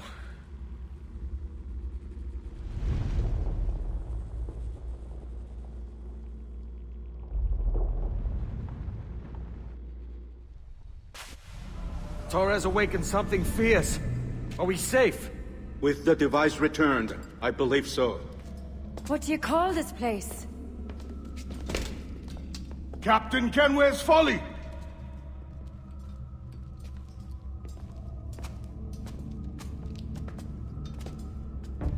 Hetsawolte su tukila. Ka wenen. We will seal this place and discard the key. Until another sage appears, this door will remain locked. There were vials when I came here last. Filled with the blood of ancient men, Robert said, but they're gone now. Then it's up to us to recover them, before the Templars catch wind of this. You could join us in that cause. I will, but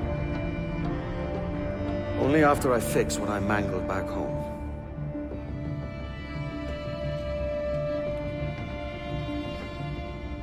It arrived last week.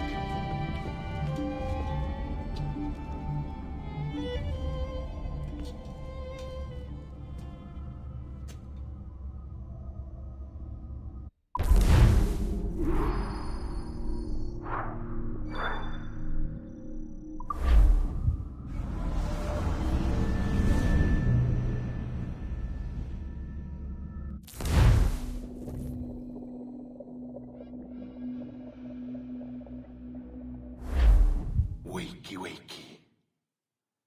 I don't believe we've been formally introduced. Not in this era, anyway. I wish I could explain all this strangeness, but there isn't much time. The short of it is, you saw my beloved Juno. And for a brief moment, I thought she might occupy this tender body of yours.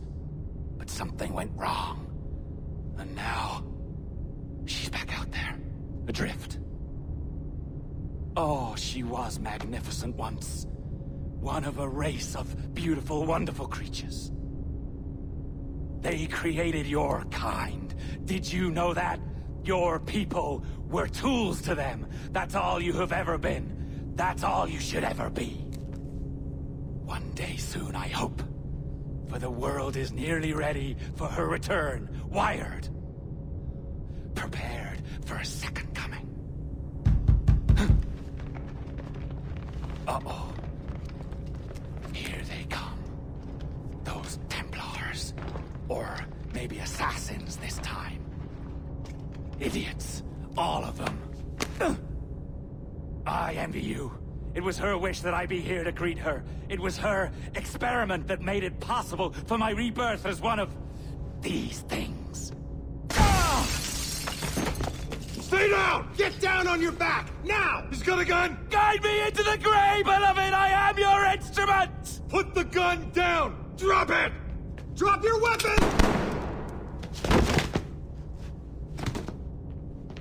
Clear! Clear! Check his vitals. He's bleeding fast. Check the victim. Are you okay? Can you hear me? Hello? Talk to me. You alright?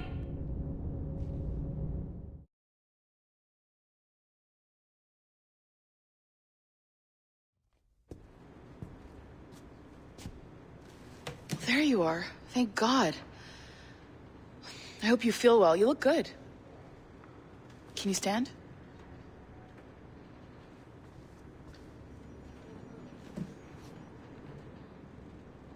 Good.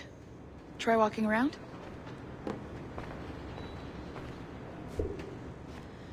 A doctor came by, said there wasn't anything to worry about. That the liquid in the syringe was far, far below a lethal dose. I feel terrible about all this. About everything. All our evidence pointed to you, but it was John all along. God, the things we found on his computer. Whatever you need, we'll provide. You've done an amazing job. Speaking of which, our trailer is finished. Would you like to see it? I owe you that much. There we go. I uploaded it to your database. You can watch it here or at your Animus. I think you'll love it. It really captures the essence of the era. So, take care. And again, thank you. In a world where pirates rule the waves, these men will discover that nothing is sacred and everyone is committed to rum, plunder, and women. Hola, ladies. This summer, Abstergo Entertainment invites you aboard for the adventure of a lifetime. So sharpen your cutlasses, shine your hooks, and sail with the devils of the Caribbean. This virtual experience is not being rated.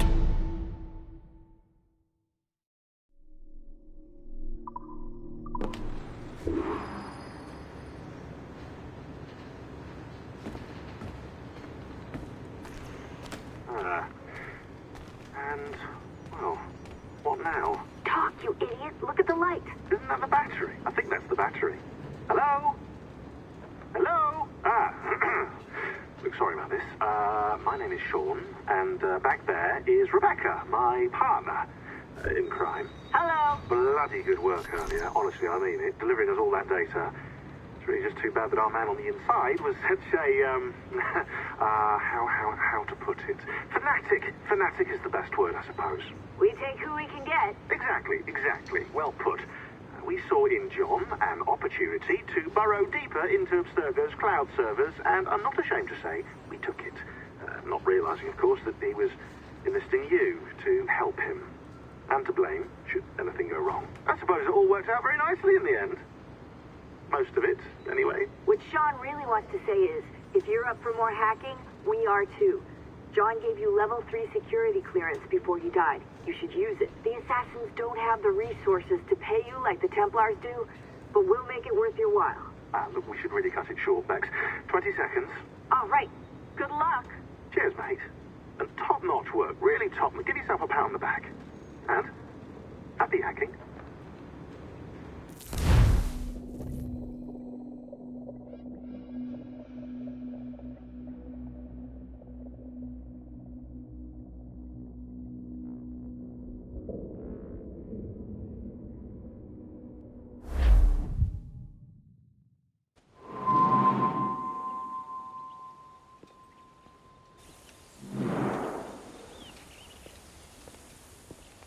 Gentlemen, how do you find it here? It will work for us. But our goal must be to scatter our operations. To live and work among the people we protect, just as Altair ibn La'ahad once counseled. Well, until that time, it's yours as you see fit. Edward, Captain Woods Rogers survived his wounds. He has since returned to England, shamed and in great debt, but no less a threat. I will finish that job when I return. You have my word.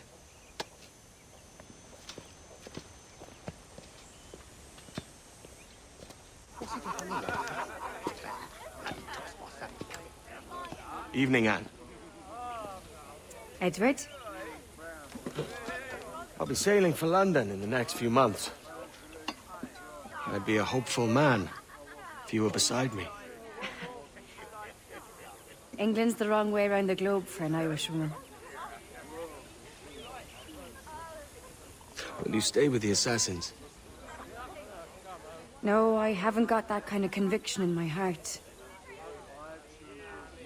You? In time, aye. When my mind is settled and my blood is cooled. Sail ho! Coming into the cove!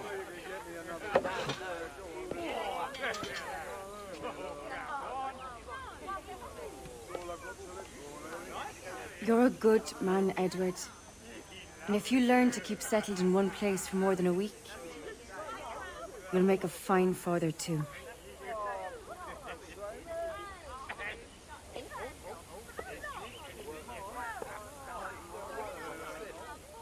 Of all the money that e'er I had, I spent it in good company, and all the harm that e'er I've done, alas, it was to none but me. And all I've done for want of wit to memory now I count. So felt me the parting glass. Good night and joy be with you all.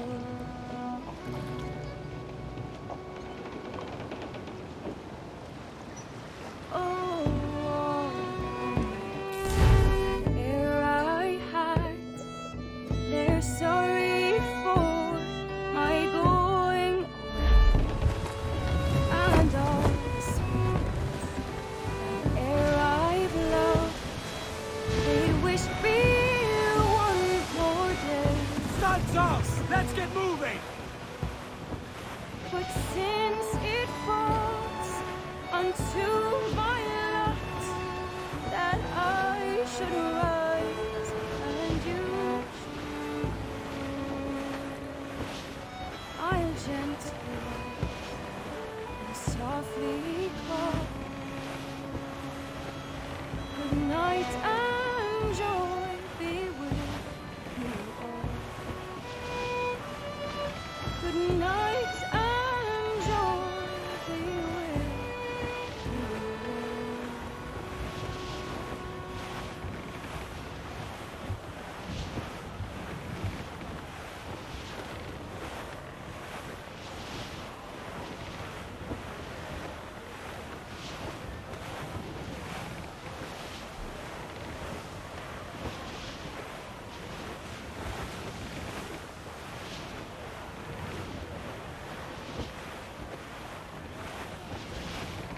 Father, did you always know how to sail a boat?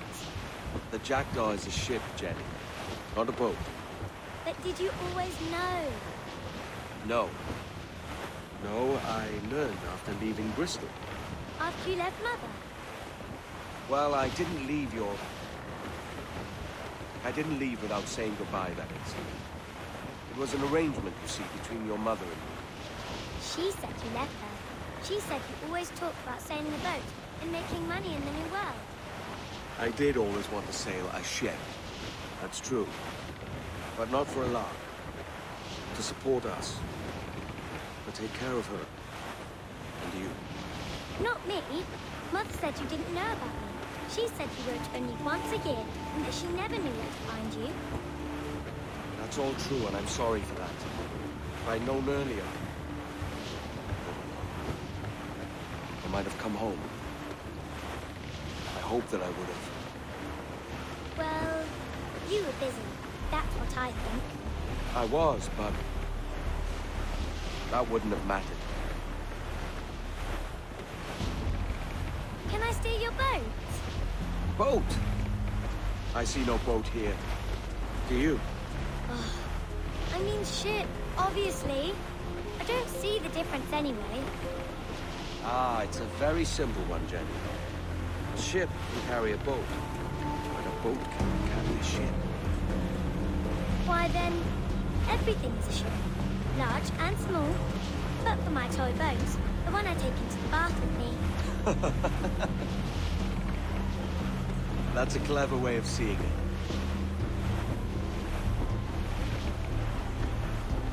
Is it hard to talk about Caroline, Jenny? About your mother? No. She passed some years ago. I miss her, but it's all right. Was she in pain? I don't know. I don't think so. She was very happy for quite some time. Then, not so happy. I didn't see her much after that. Then, she was gone. I'm sorry. I'm sorry I wasn't there for you. It's all right. You're here now. And we're on an adventure. Only a little one, I hope. Can't handle too many more surprises. You think we'll see a whale? Yes, there's a very good chance. And what about pirates? Will I see pirates? No. Not much chance of that, I think. Oh, that's rather sad. I should have liked to have seen one. Tell you what, Jenny. As soon as these winds die a little, I'll let you steer the jackdaw. One little trick at the helm before sundown. Yay!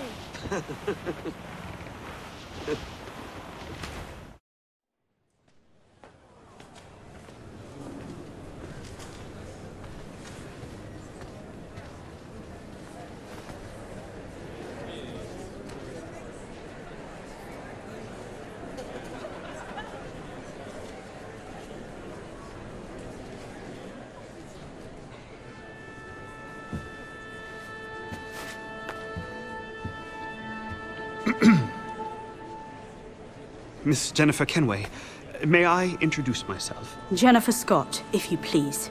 I'm sorry, My daughter was raised by her mother, Caroline, until she passed away some years ago. Jenny prefers to use her surname to mine. Please forgive my ignorance. I will. She may not. Father, help me! This little rascal, however, is a Kenway. What's wrong, Hafen? I can't see the stage. Up we go. How's that? Fine. But won't your arms tire? Hey, I'm not so old as that. But if they do, then we shall quit this posh gig and go and meet your mother for some chocolate at White's. How's that sound? Yes, please. Okay, hush now.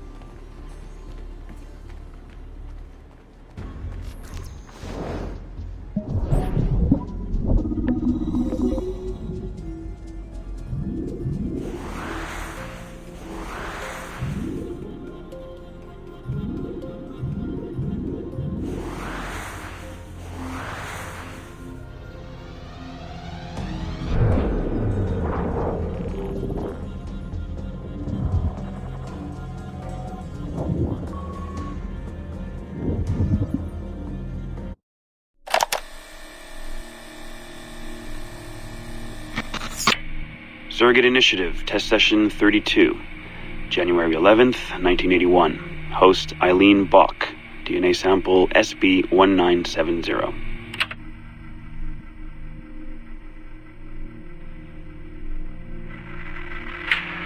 Miriam? Miriam, is that you? Are you in here? Bartle! Oh, thank God you're safe. You've been worried sick. Bartle, how did they find you? Oh, Jesus, what would they do to you? Has they hurt you at all? I told them nothing. All they do every day is ask about you and that artifact. But I didn't tell them anything. Nothing. I know you didn't, Miriam. But how are you? You aren't hurt? Not badly, no. I'm fine. Good. We need to get the message out to Oscar. Somehow. We need to tell him where... Very interesting footage, Eileen. This is Germany, you said. World War II? Most of the memories I've been able to access come from a period where Miriam was imprisoned by Nazis in Cologne. Miriam. Is she still alive? No, she was my ex-husband's mother. She passed away about 5 years ago. Well, she was spirited. An impressive lady. Definitely. And the man, Bartle. He made reference to an artifact. Any idea what that is? My team is looking into that, but it's not our first priority. We still need... It is now. Really? You must have other recordings of this woman. Are there any other mentions of this artifact I should know about? Half a dozen or so, yes. What's this about? You have questions, I understand that. I don't have answers for you. Not right now, but I do have money. And if you get me those recordings and bring me any other artifact references you find, then I will triple your operating budget for as long as I can. Triple my budget? My God, what is this? 9 a.m. Monday morning, my office. We have a lot to discuss. But Lillian, I don't... Have a good weekend, Mrs. Bach. Fantastic work.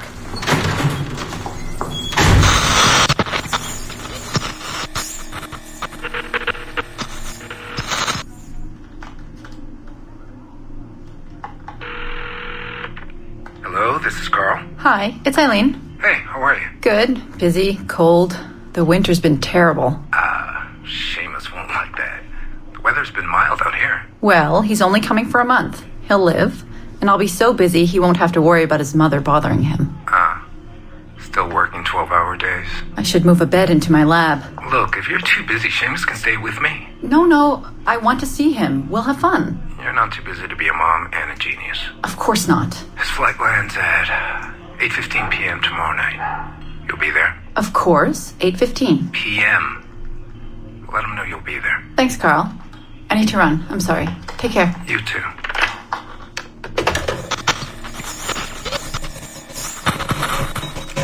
Ah, Eileen. Didn't see you come in. I'm not interrupting? No, it's fine. The subject is unconscious. He's traipsing around 18th century New Orleans right now, in the memories of a woman. That must feel odd. How long has he been under? 83 minutes. Whoa. It's average. What can I do for you? I just wanted to thank you for sending Lillian to see me. She came away very impressed. There. You see, all these bureaucrats need is a little glimpse of our secrets every so often. They like to feel like they're still in charge. Lillian is most definitely in charge. She just tripled my budget. Tripled? Christ, Eileen. You must have discovered who killed Kennedy. Well, she heard something on one of my tapes that interested her. Something about an artifact. Very vague, but it was enough. An artifact? What sort of artifact? Jesus, get him out of there! Get him out! Oh my god. It'll kill him! He's not decoupled! He's having a fucking seizure! Power down! Now! Heart rate 170! Power down! Now!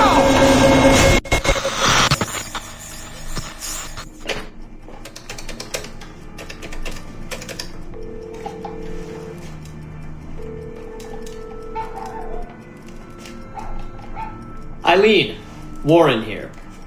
I was all ready to apologize for the late call, but you seem to be away. Maybe with your son.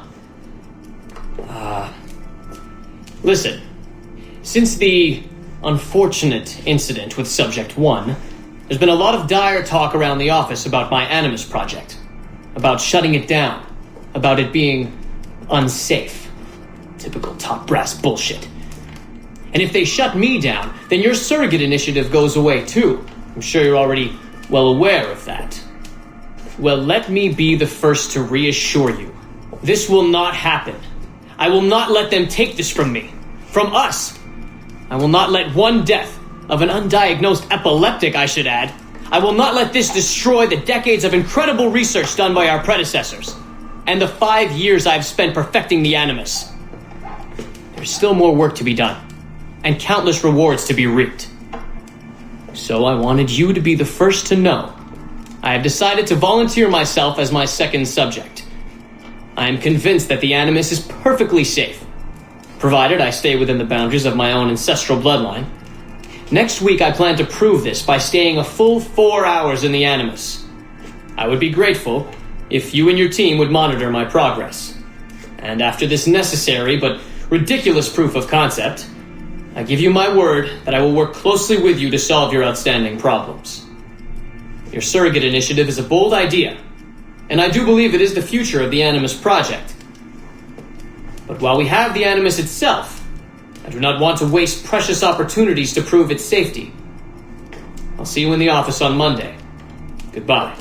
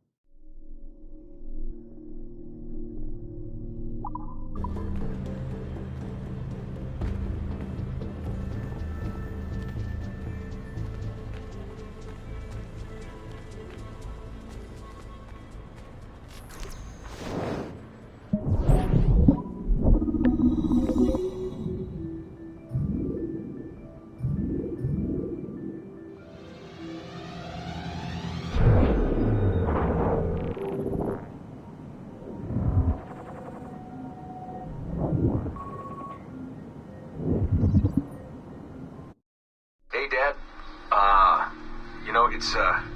It's funny. I have this memory of you, one I keep coming back to, and I always think about it when I'm working or just before going to bed, because it sort of calms me, I guess. I was 14, I think, and you were trying to teach me how to walk with a light step. Remember that? How to be mindful of how much noise I made when I moved around. Simple stuff. Stuff I understand now, but back then, I gotta tell you, I thought you were just being an asshole.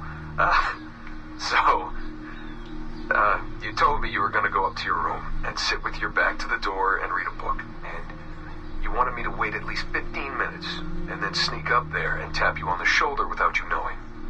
I even remember the book you were reading at the time, the one by Captain Johnson. And you warned me that if you caught me we'd have to start all over. Then you went upstairs. And I waited. I waited, and I waited, and I waited. I waited 4 hours before deciding to go up. And even then, it took me 20 minutes to get to the foot of the stairs.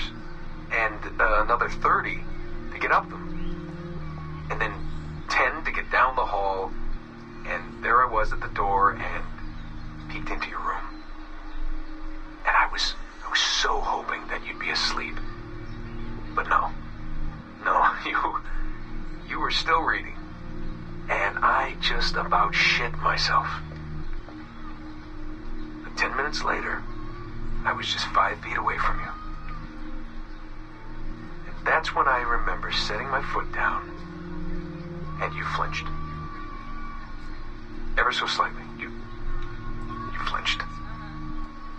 I thought maybe I'd imagined it, but I knew you'd heard me. You didn't say anything. You just checked your watch, you reached for your drink, you took a sip, and then you kept reading.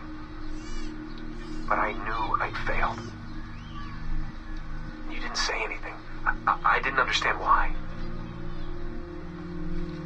Then I lunged and tapped you on the shoulder, and you turned around, and oh, fantastic, you said, and you scooped me up, and you gave me a big hug, and I didn't say anything. But Dad, I was so pissed off.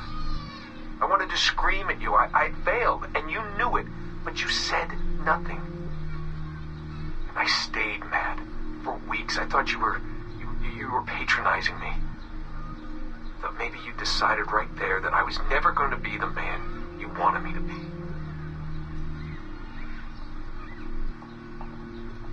But I realized just a few years ago that you checking your watch, that was the clue, wasn't it?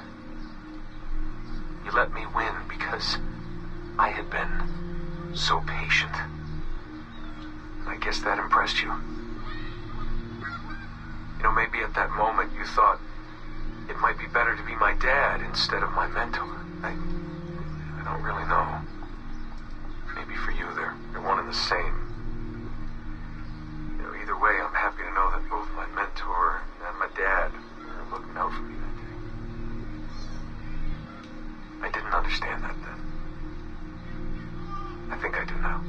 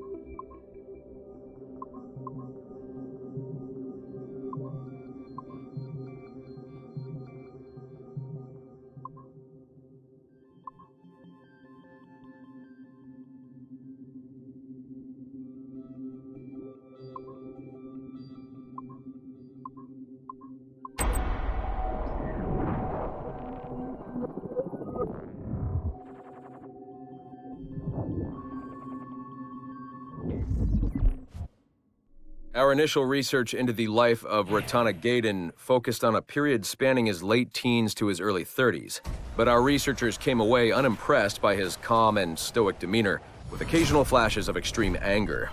This was not the sort of leading man we felt comfortable endorsing. We decided, therefore, to delve into his early childhood, with the hope that scenes of pre-colonial America might hold some appeal.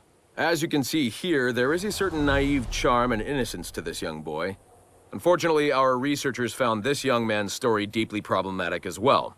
For one, the omnipresence of the Mohawk culture lacks the balance necessary to tell the true story of America. And secondly, the Mohawk language would certainly be an issue for most of our audience. We therefore feel that although Ratana Tankon's early life would be of some interest to our more educated viewers, it's unlikely that his story would appeal on a broader scale, being too foreign, as it were, to normal audiences. Our team recommends we pass on this property.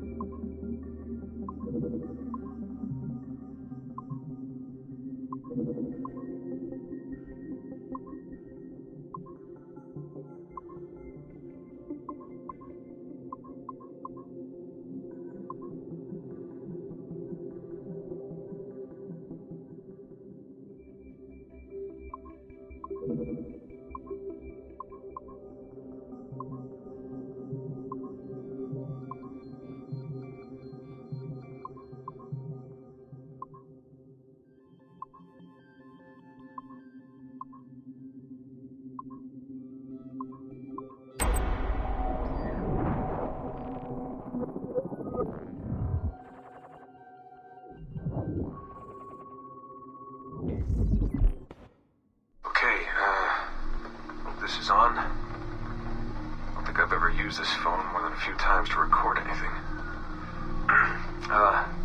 Hey, Dad. So, we're all here in New York at the motel. It's Queens, actually, in Astoria, near the NQ. Rebecca's off getting batteries for something. Sean's in his room doing whatever Sean does. And, you're out getting some food.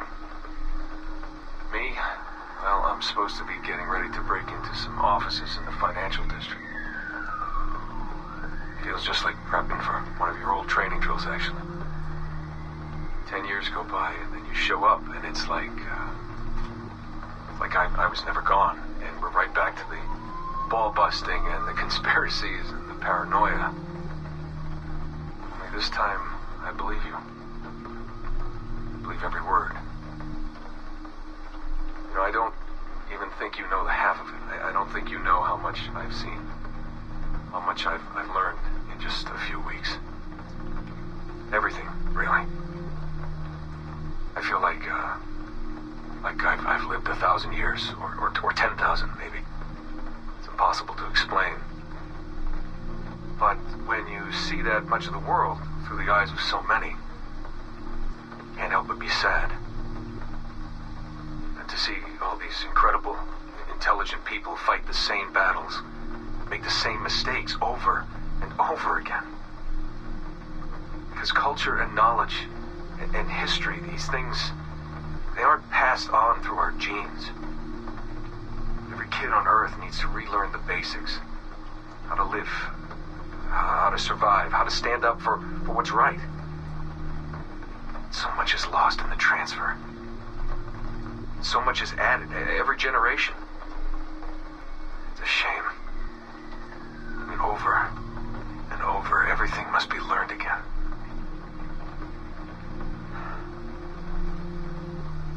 I met Clay, Dad. Clay Gesmerick, in the Animus. I knew him by his Abstergo handle, Subject 16. My predecessor. And he showed me things. He passed them to me just before he died. Or got deleted or whatever. Everything he'd learned, everything he'd seen. God, how do I talk about this? So, guess you trained him. Huh? After I left, he really looked up to you, and now that I've seen through his eyes, I think I understand why. I'm glad you had him around, even if I wasn't there. The things he showed me. Unbelievable things. And I never... Shit. Alright, I'll back in a second.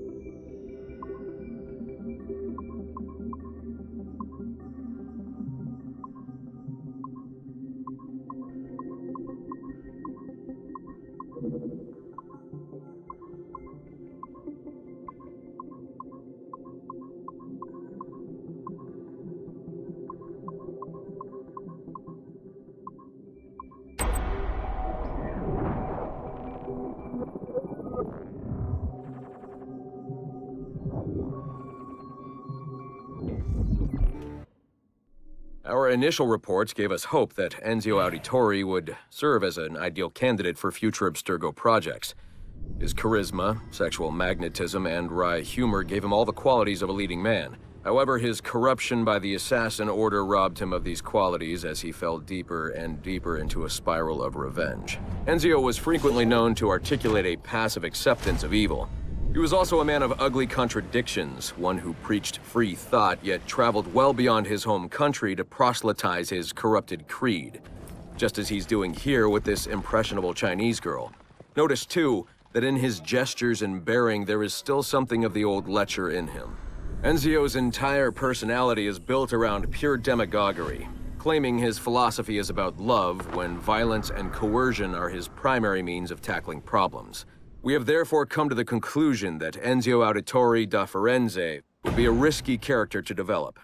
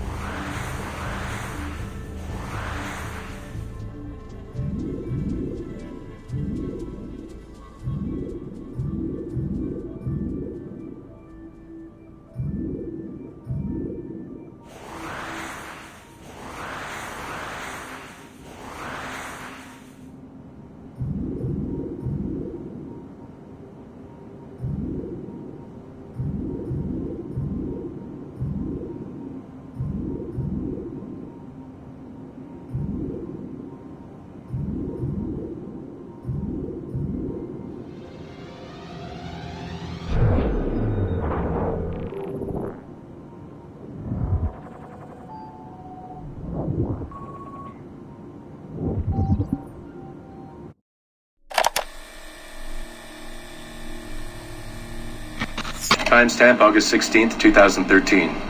The following audio clips were selected from over 160 hours of reel-to-reel tape found in the residence of the late Dr. Warren Vidic following his murder in December 2012.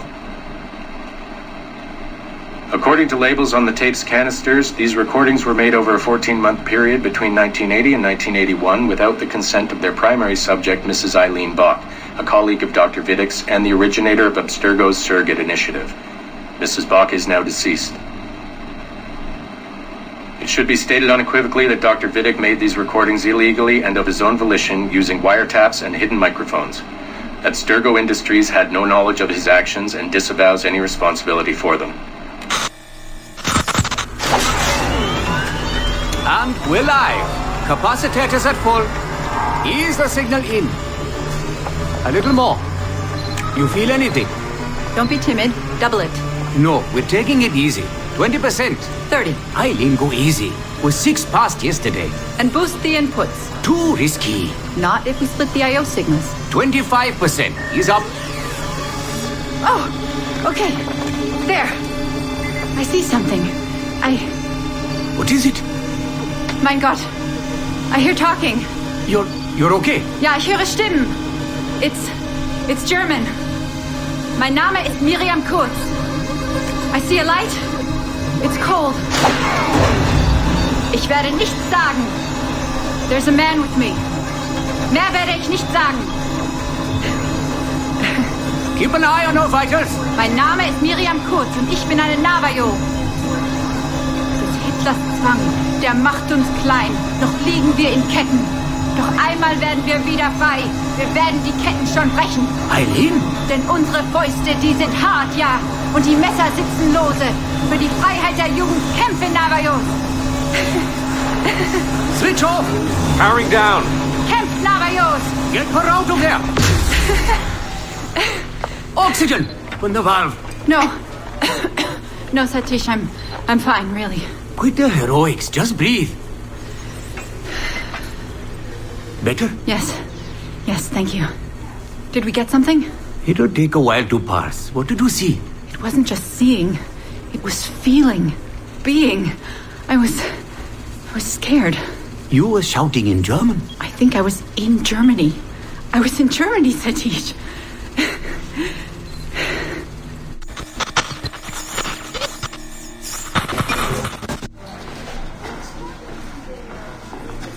Good morning. Well rested? Exhausted. Yesterday was an incredible find. Seems so. What did it feel like? It's foggy, but I relived the memories of a young German woman. Early 20s, I think. A man was interrogating me, looming over me and asking questions. He was shouting, but I was shouting back. And then this poem just came out, like a chant. Fascinating. I'm eager for you to hear the tape. Is it ready? Yes, we transliterated the data onto an audio file. It took all night to process the language. Spool it up. Of course. Have a seat. Judging by the subject matter and the setting, I'd say you landed somewhere in Germany in the 1940s, 1 or 2 generations back. During the war, I'd imagine. 1940s Germany? That would be Miriam Kurtz, my ex-husband's mother. So she's not related to you in any way? God, I hope not. I'd hate to find out my ex-husband is also my brother. Well, if it was Miriam Kurtz, then we hit a home run. You tapped into someone else's bloodline entirely. Should we celebrate? We'll listen first. Surrogate Initiative, Test Session 23, July 29th, 1980. Host, Eileen Bach. DNA sample SB1970. It's a little garbled at first. This is you settling into the memory. Your name, say it. My name is Miriam Kurtz. Louder.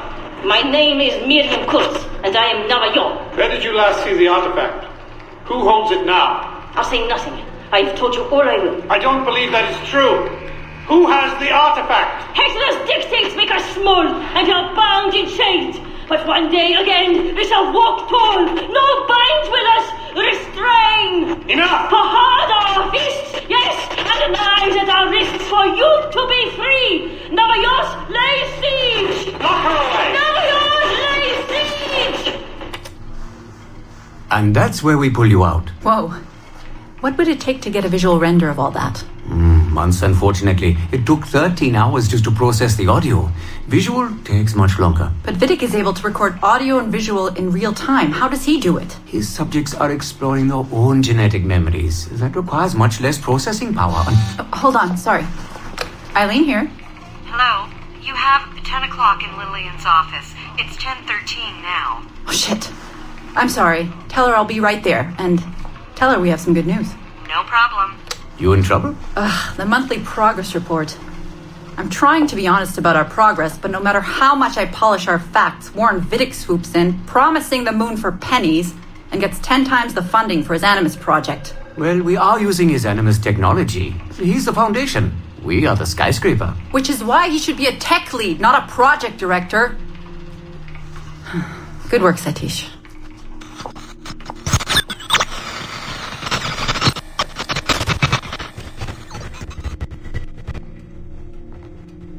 It's incredible footage, really.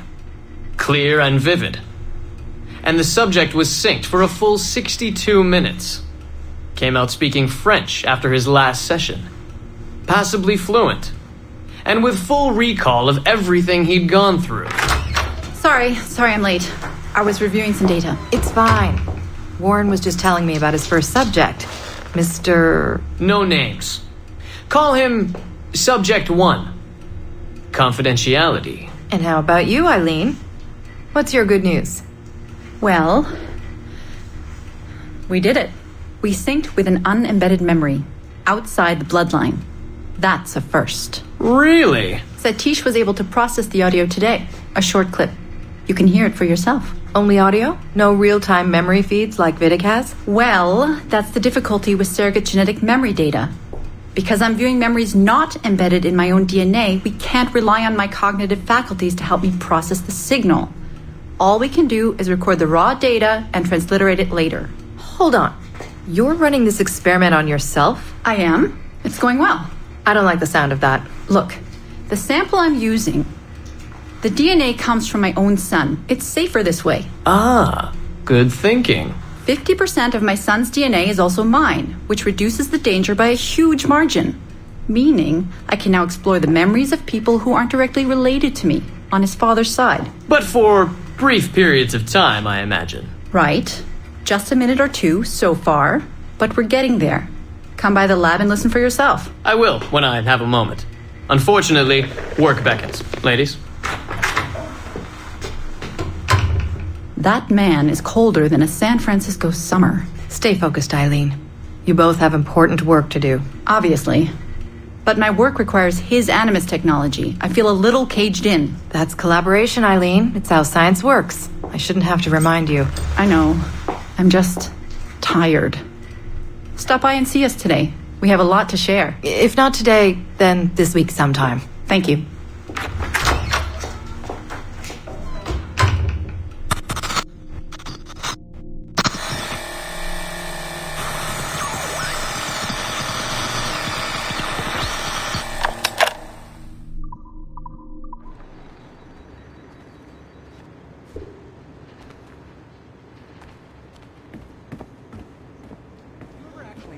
This guy, John, the one down in IT? Yeah, I think so. Arrogant. Have you tried turning it off and back on again?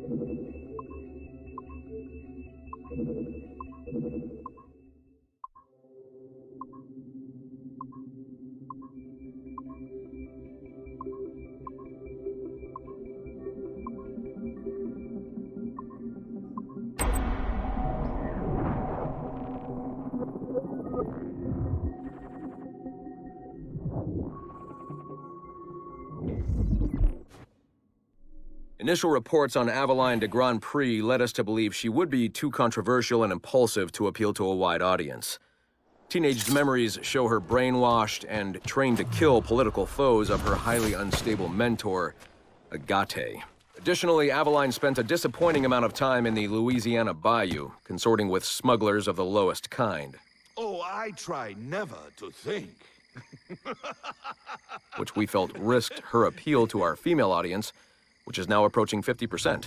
However, as Aveline matured, a new side emerged. A well-mannered and considerate lady of poise and compassion. Aveline came to embrace a new mentor, her stepmother, Madeleine Delisle, a tireless fighter for the rights of slaves. Thank you, Madeleine. With some editing to prioritize this relationship, we feel Aveline's story will more than meet our needs. Our team recommends a go on this property. Get this one to market quickly.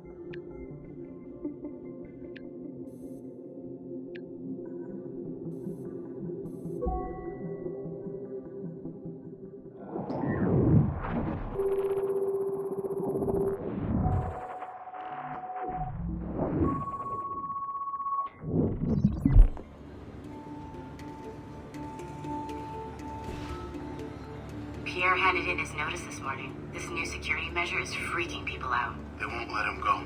It's part of our contract.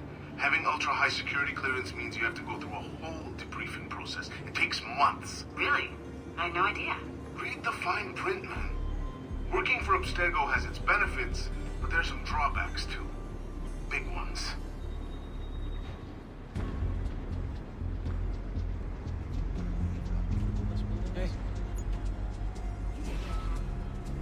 What's with all these security notices I'm seeing lately? Just the standard message we use on occasion. Nothing to worry about.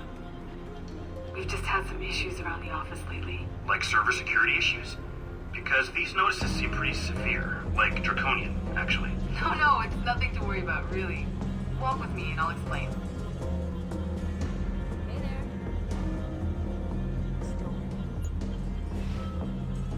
Hey, thanks for sharing the white whale data with me. I was able to track it down myself. No problem, man. It's amazing, right? Yeah, I tracked it down as soon as I saw your message. Followed it for a while. Couldn't catch it, though.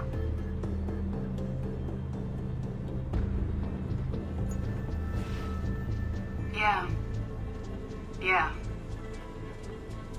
He was killed.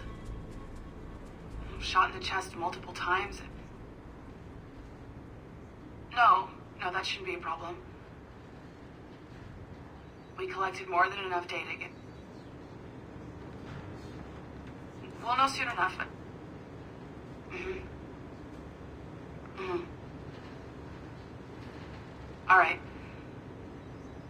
Alright, I can send you the results as soon as possible. Okay. Any word on Olivier? Damn it. God, I'm worried sick. Yeah. All right. Thanks, Letitia. Bye.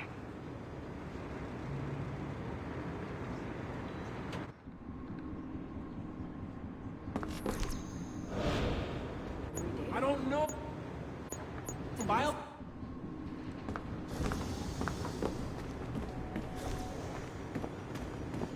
It's not 30 degrees at one end of the building.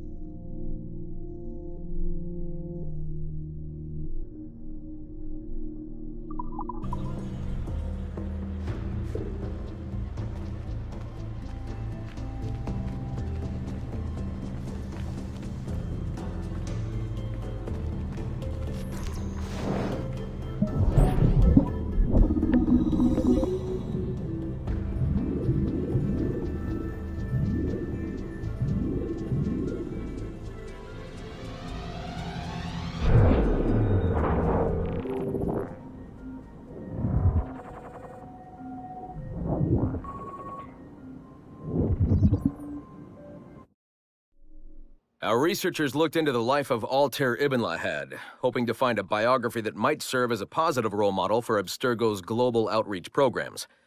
Unfortunately, this renegade assassin proved to be no such thing.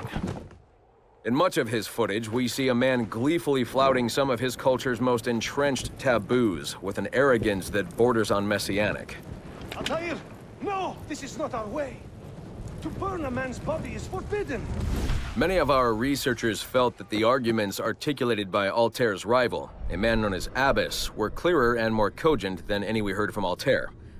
I recently put in a request that more effort be dedicated to locating one of Abbas's descendants, if any exist. It's clear to us that Altair's transgressions were the primary motivation behind the ultimate dissolution of his despicable order by the middle of the 13th century. We therefore strongly recommend a pass on this property, in favor of a more agreeable and inspiring figure from this era.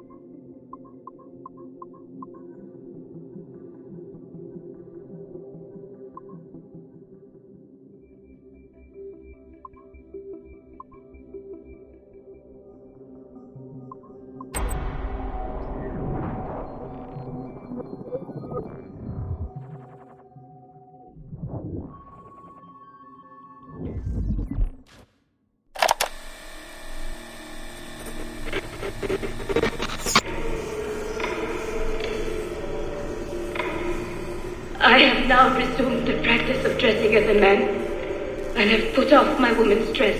Why did you take it? Who made you take it? I took it of my own free will, with no constraint. I prefer a man's dress to a woman's. You made an oath, Jeanne. You swore to never again dress as a man.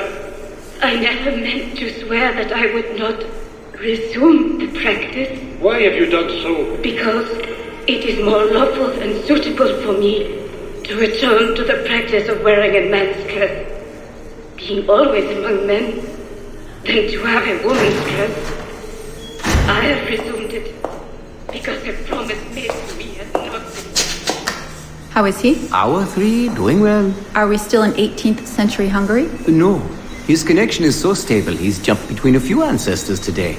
We're in 15th century France now. Turns out he's related to one of Joan of Arc's executioners. Surprise. Eileen, yesterday Vidic asked me to help him work out some of the bugs in his audiovisual renderer, and I told him... No. Come on, Satish, not you. It wouldn't be permanent. A few months at most. Months? That will kill every ounce of momentum we have. It won't, I promise. Honestly, I think this could help us. If I can get a look at what these people are doing, we could... Come on. He's trying to pull you over to his side. Don't you see that? He's luring you with quick victory and prestige. That's not what this is about, honestly. I need to get back to work. Eileen, I'm sorry. Do what you must. I'll survive.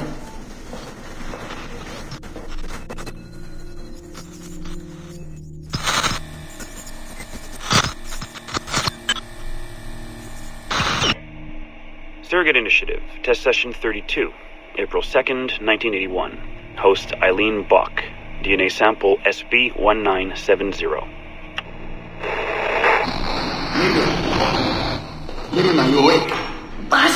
Miriam's are coming for me. Oh, is it gods? I see them from my window, amassing in the courtyard. My time is up. Basil, don't say this. You don't know that. Forgive me for this, Miriam. But I must tell you something. The artifact. We have it. But only Oscar and I know its location. Don't tell me. They will release you. Your family has connections. You must take the artifact and bring it to the assassins in Paris. Please don't. I don't want to know. It's safer if I don't. Hush now. If I die, knowledge of its location dies with me. You must bring it to the assassins. Assassins? I don't understand. The spy of St. Petrus. No, I don't want to hear. Sound 7!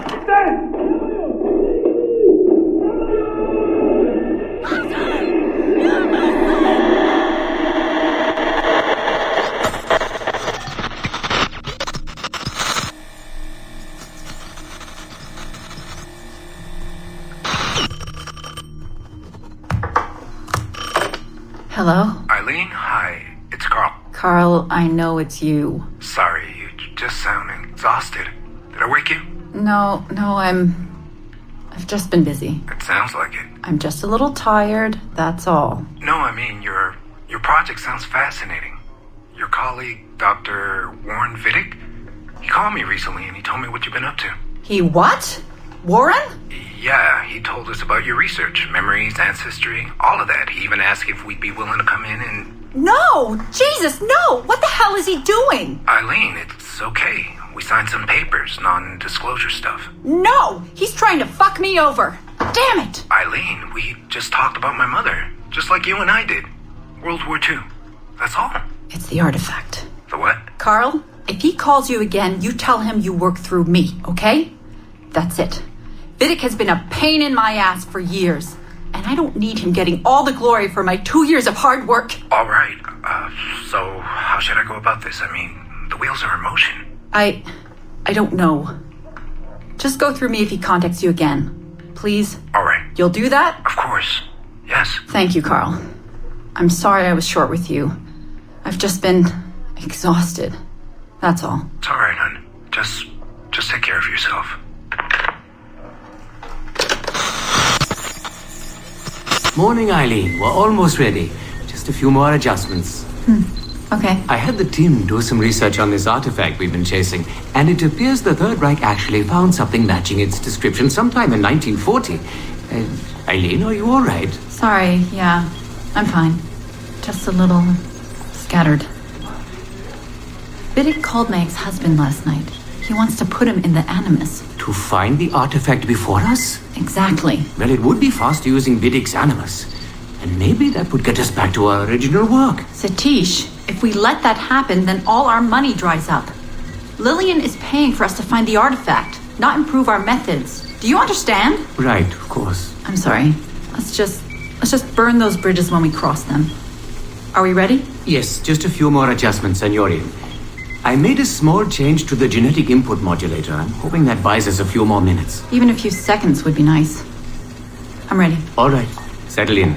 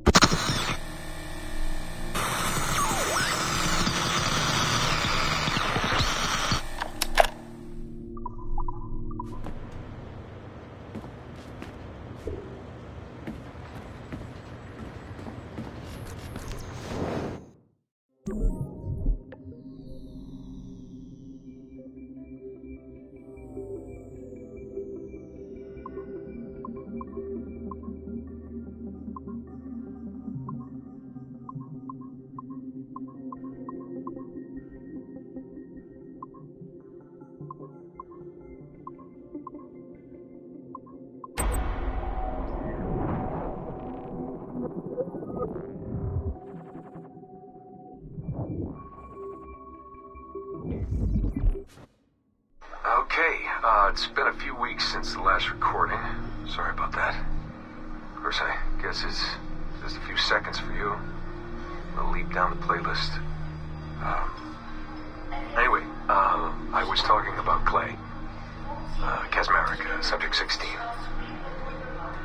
So, when I fell into a coma back in Italy and woke up in the Animus Black Room, it was, so calming. It felt like I'd woken up into a dream, haze, a dream where none of this mess had ever happened. Felt like I should just be getting ready for another day of pouring drinks at bad weather, and another day of complaining about being between girlfriends and wondering what the hell to do with myself. But when I saw Clay, just sitting there, it started to come back. You know, piece by piece, and when he told me about Lucy, fuck, you know, it hurt. You know, realizing that I killed her without thinking or feeling anything. Not at the time, anyway. Well, then things just kept piling on. There were more memories of Ezio and Altair and the first civilization. And then, right before he vanished, Clay passed on his memories to me. He showed me everything he had seen and lived through, and it was brief, but overwhelming. Not really sure how to explain. He saw glimpses of Adam and Eve and their escape from slavery. He saw the beginning and the end of the war between the first Civ and humans. He saw Minerva, Juno, and Tinia trying to work out their calculations. At least that's what they called them. They had these tools, these powerful machines that could predict possible futures. Not what was going to happen, but what could happen. Probabilities. And, well, they spent a lot of energy trying to figure out what was the most likely scenario for the future. Theirs and ours. And in the end, I guess they figured I was their most likely candidate. Some guy named Desmond living at the beginning of the 21st century of the Common Era. But which Desmond was the right one? Because, you see, probability is a weird thing. It can branch out in so many ways. Which version of me did they need? Was it the Desmond who got married early and had a son? One who stayed single in New York? Or was it the Desmond who moved to San Francisco to be a waiter? Maybe it was the Desmond who worked at an auto body shop in Chicago. Or maybe it was the me who never ran away from his parts in the first place. First Civ had countless variations to choose from, but in the end, the lucky one was me. I'm the Desmond their best calculations spit out. I'm the Desmond they left their messages for, and I guess I have to live with that honor. What an honor. Pretty tired. There'll be more later. Ciao.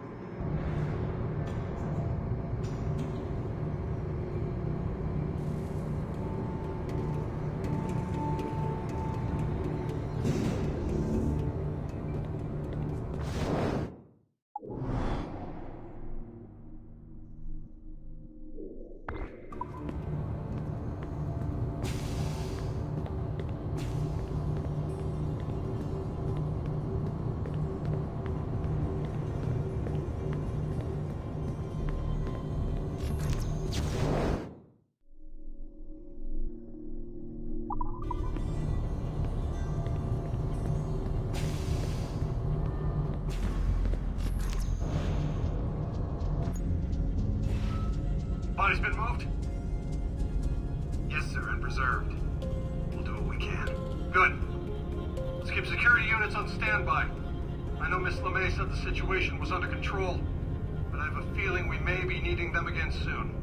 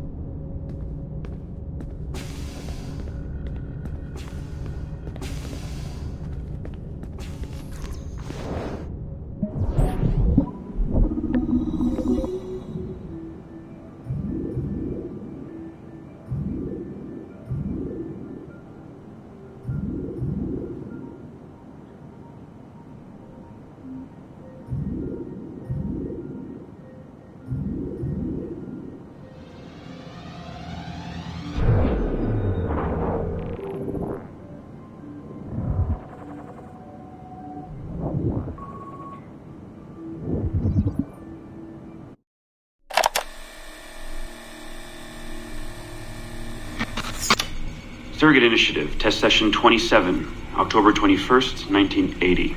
Host Eileen Bach, DNA sample SB1970. Miriam, my dear girl, there is no good reason for you to be here.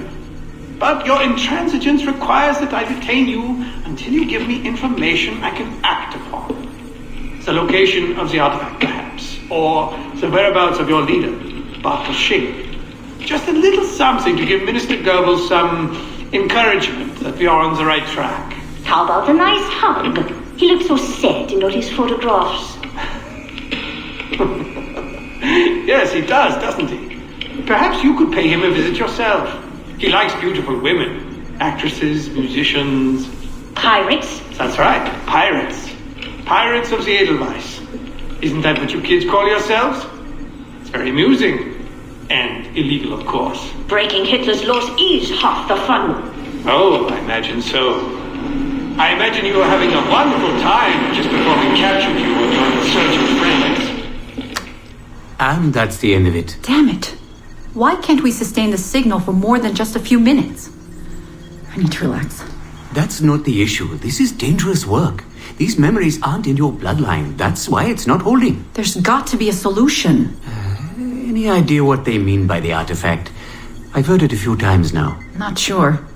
I don't think Miriam knew either. Not much comes into her mind when she asks about it. But she's protecting the other members of her group, the Edelweiss Pirates or something? Yeah. Bartol Shink. Have we looked him up? No, we can. We should. Put your intern on it. Right. High priority. Yeah. This isn't getting any easier. Jesus.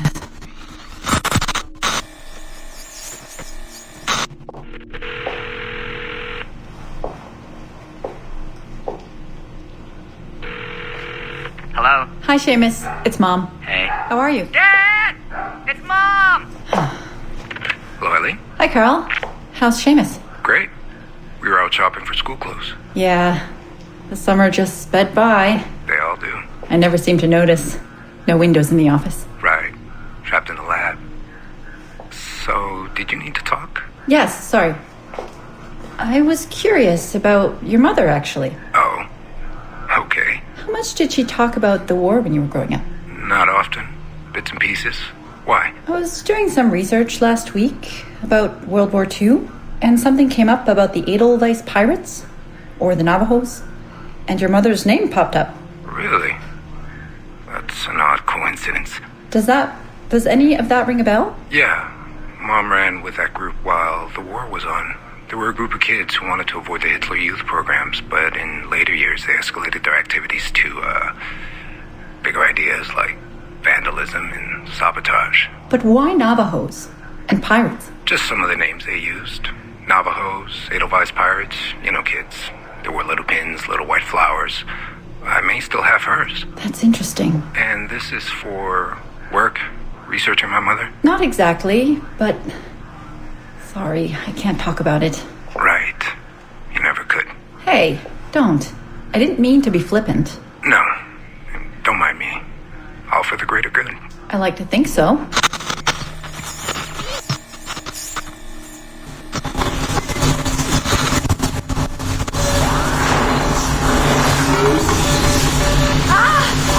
Power down.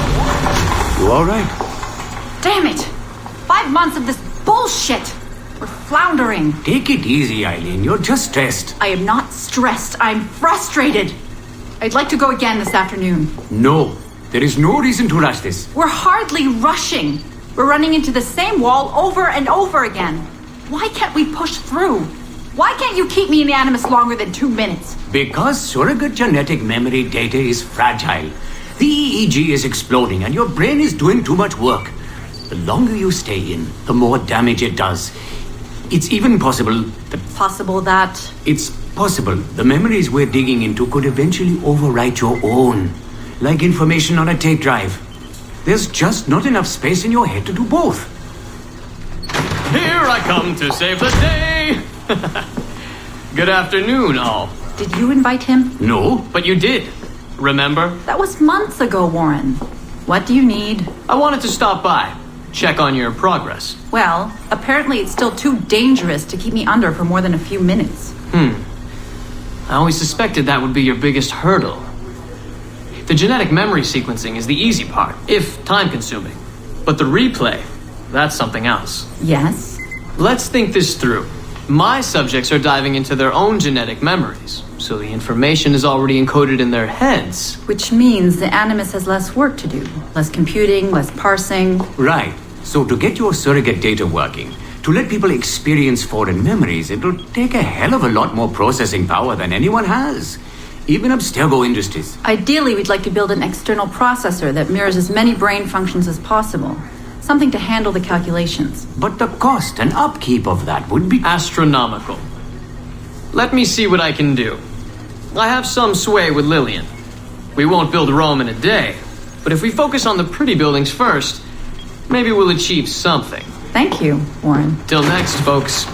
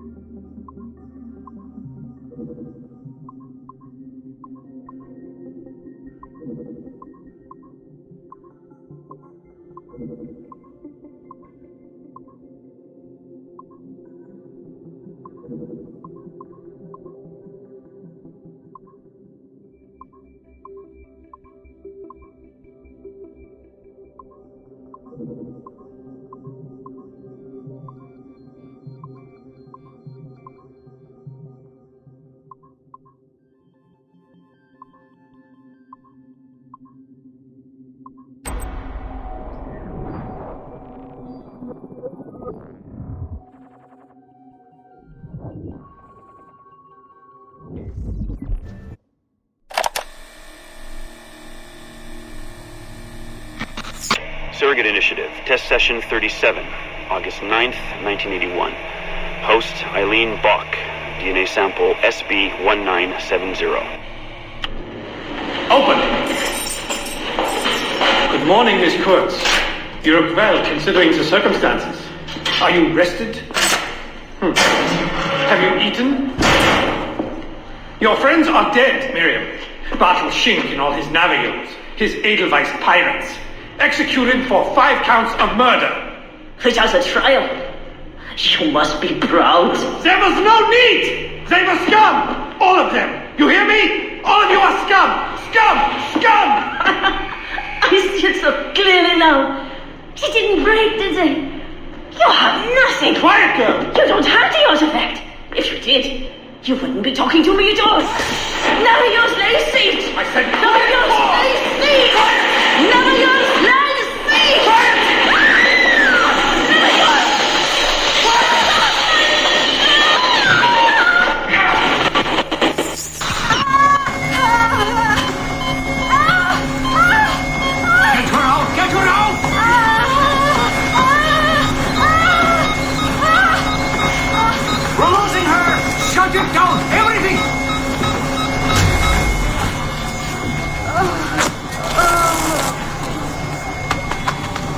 Eileen, open your eyes. Can you hear me?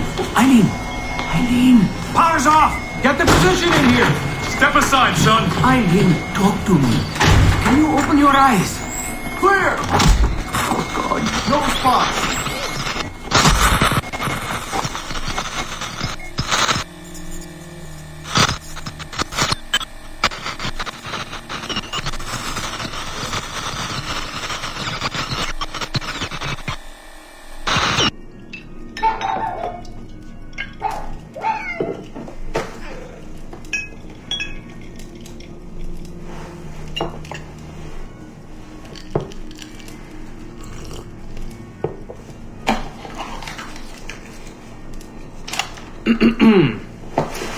All right. Notes towards a speech in honor of Dr. Eileen Bach's premature retirement.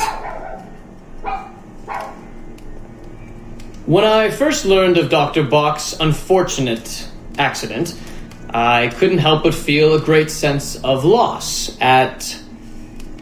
No.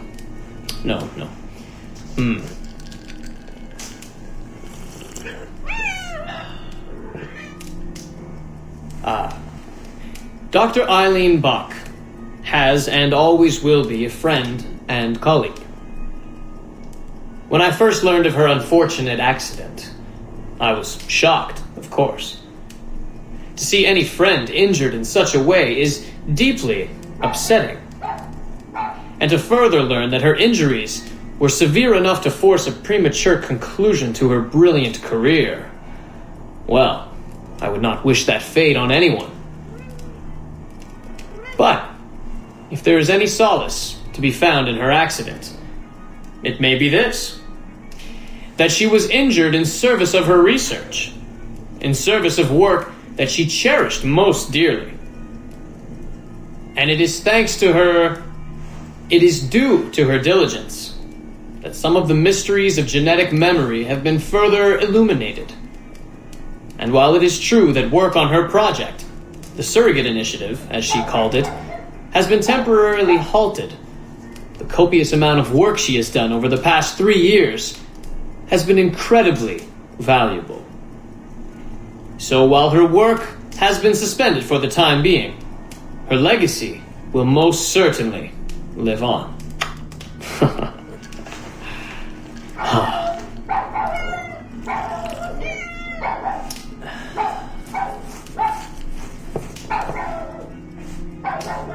Quiet, Joan! Quiet!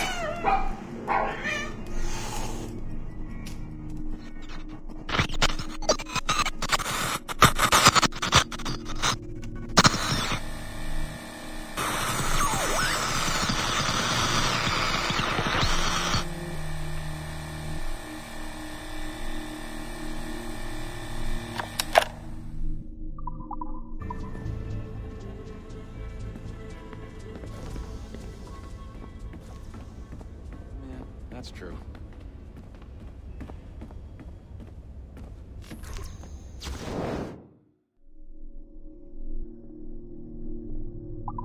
Hey there. You didn't get hacked, did you?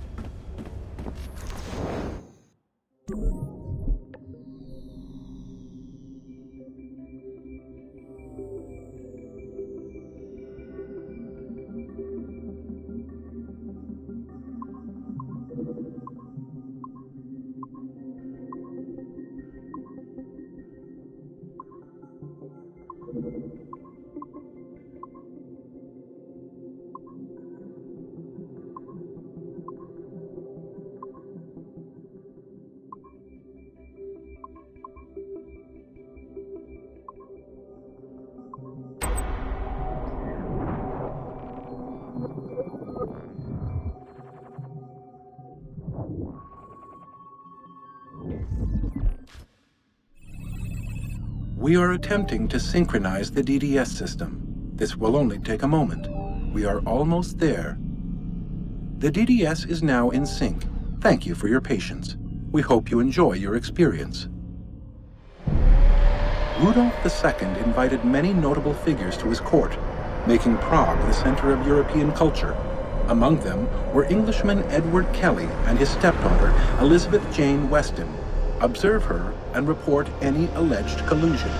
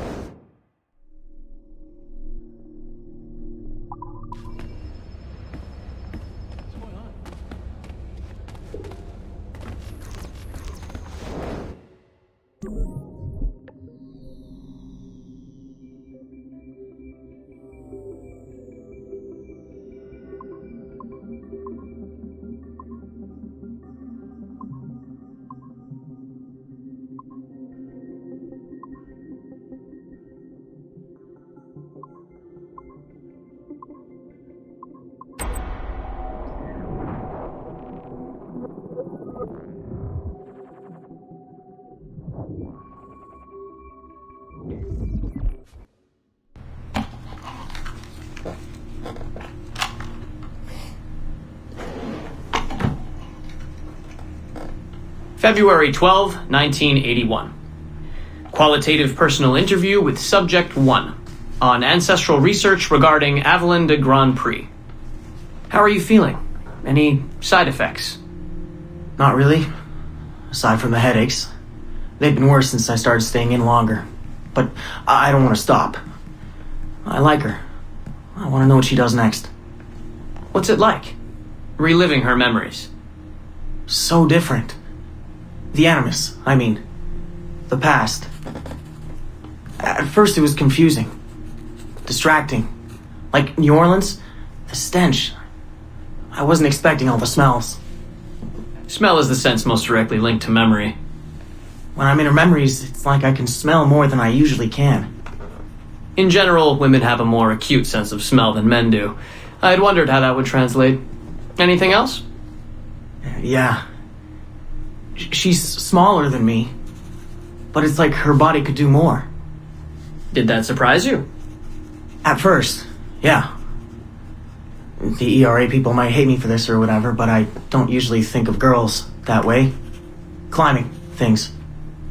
My mom, my sisters. The animal feeling of Aveline sinking her hidden blade into the throat of... Go on. It doesn't feel feminine. What I think of as feminine. But then at the same time it does. Her center of gravity is way lower. That was a surprise. How easy it is to land. How steady I am on her feet. Sorry. This is hard to talk about. No, it's fascinating. This is what we need. Pure experience, in your own words. Okay. Can you tell me about Gerald Blunk? What about him? He and Evelyn were close, but we haven't been able to ascertain if he might be your missing ancestor. Do her memories suggest anything to you? Does this make you uncomfortable? Remember, these are her memories. You're just playing them back. It's not even acting. You're a researcher. Like you say, I haven't experienced her consummating anything. That would be... Anyway, I think maybe she was confused. Oh. Well, first of all, I don't really know for sure, okay? I mean, guys think about sex more than girls, right? That's a fact. As a researcher, what did you observe? Does it mean she's more like a guy if she thinks about... Is that why she's able to assassinate... Well, okay, here's the thing.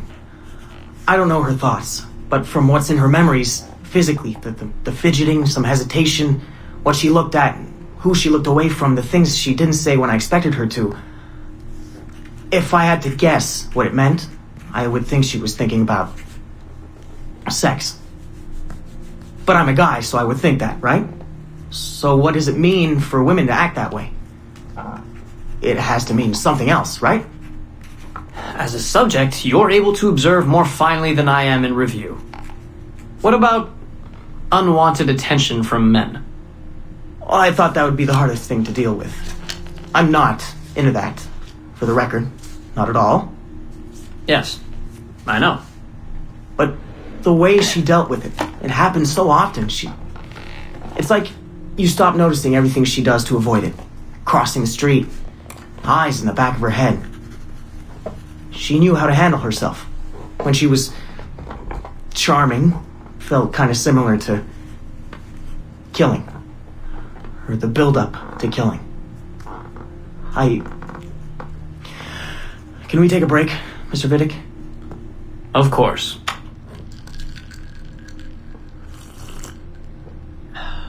We're ready to go on? Yes. Evelyn was black. And white. On her father's side. You're sensitive to that? I guess. I mean, I'm white. Evelyn looks black, so that's different. But you get used to it. Like with the girl thing. Until someone makes you not used to it. What do you mean? I don't think I've ever had to think so much about what I'm wearing or how I'm walking. But Evelyn, it's like she goes through her whole life in these uniforms. People expect her to behave in a certain way. Definitely. Sometimes I worry I'll slip up and play too relaxed at the warehouse and, I don't know, blow her cover. You can't blow her cover. I know. I'm just replaying the memories. I can't change them, I know. But I see it, right? It's a risk. It's... stressful? Yes. It's best when she goes out as an assassin. On the roofs or in the bayou. I think she was more relaxed that way. Can you imagine? You're only relaxed when you're going to kill someone. Let's stick to memories rather than imagination. What about the slaves? They're kind of just... everywhere. I mean, that sounds bad. Slavery is bad, but no one's acting like slavery's bad. It's fun when she frees slaves. Is it supposed to be fun? We're not looking for supposed to. Focus on what it is.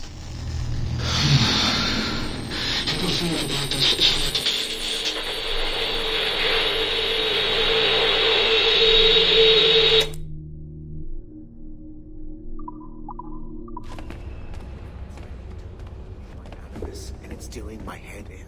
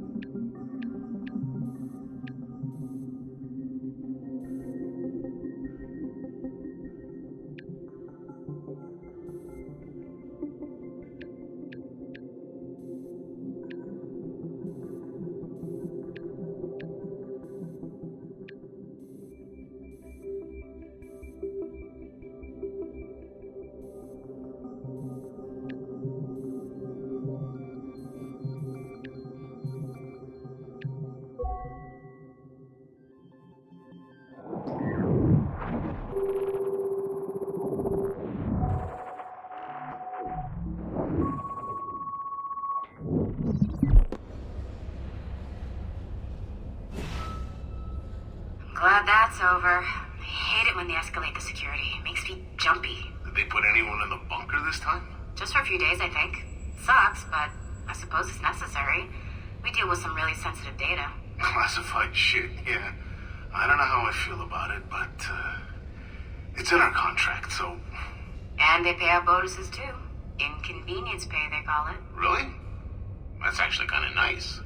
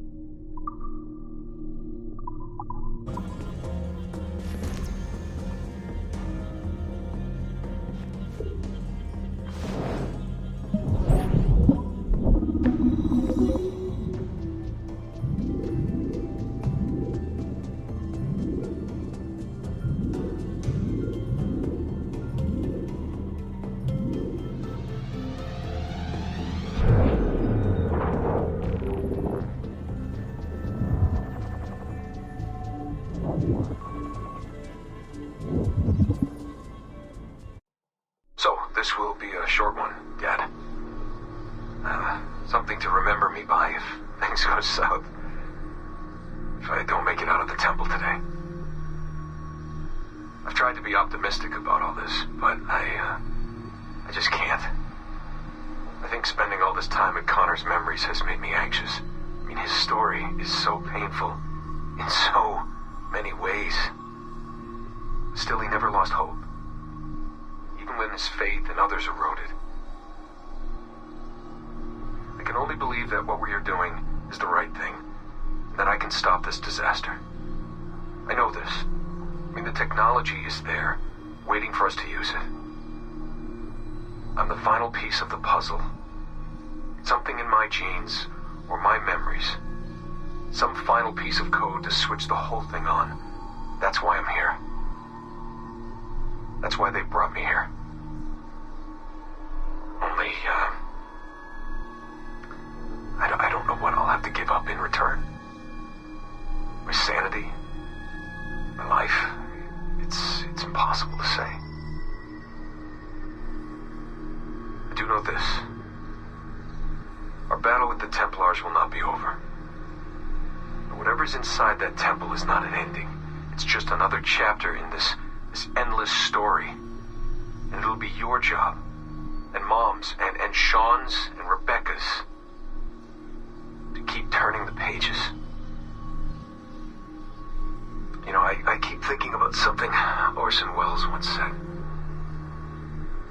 Something like, if you want a happy ending, it all depends on where you stop telling your story.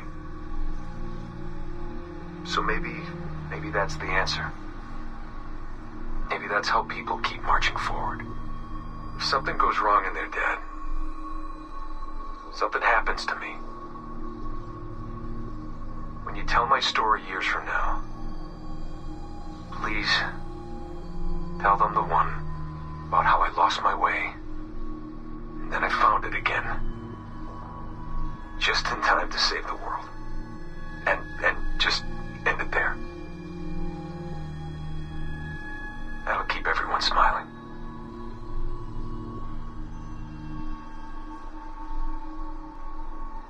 Goodbye, Dad. Say hello to Mom. Tell her I love her, okay? Tell her I love you both.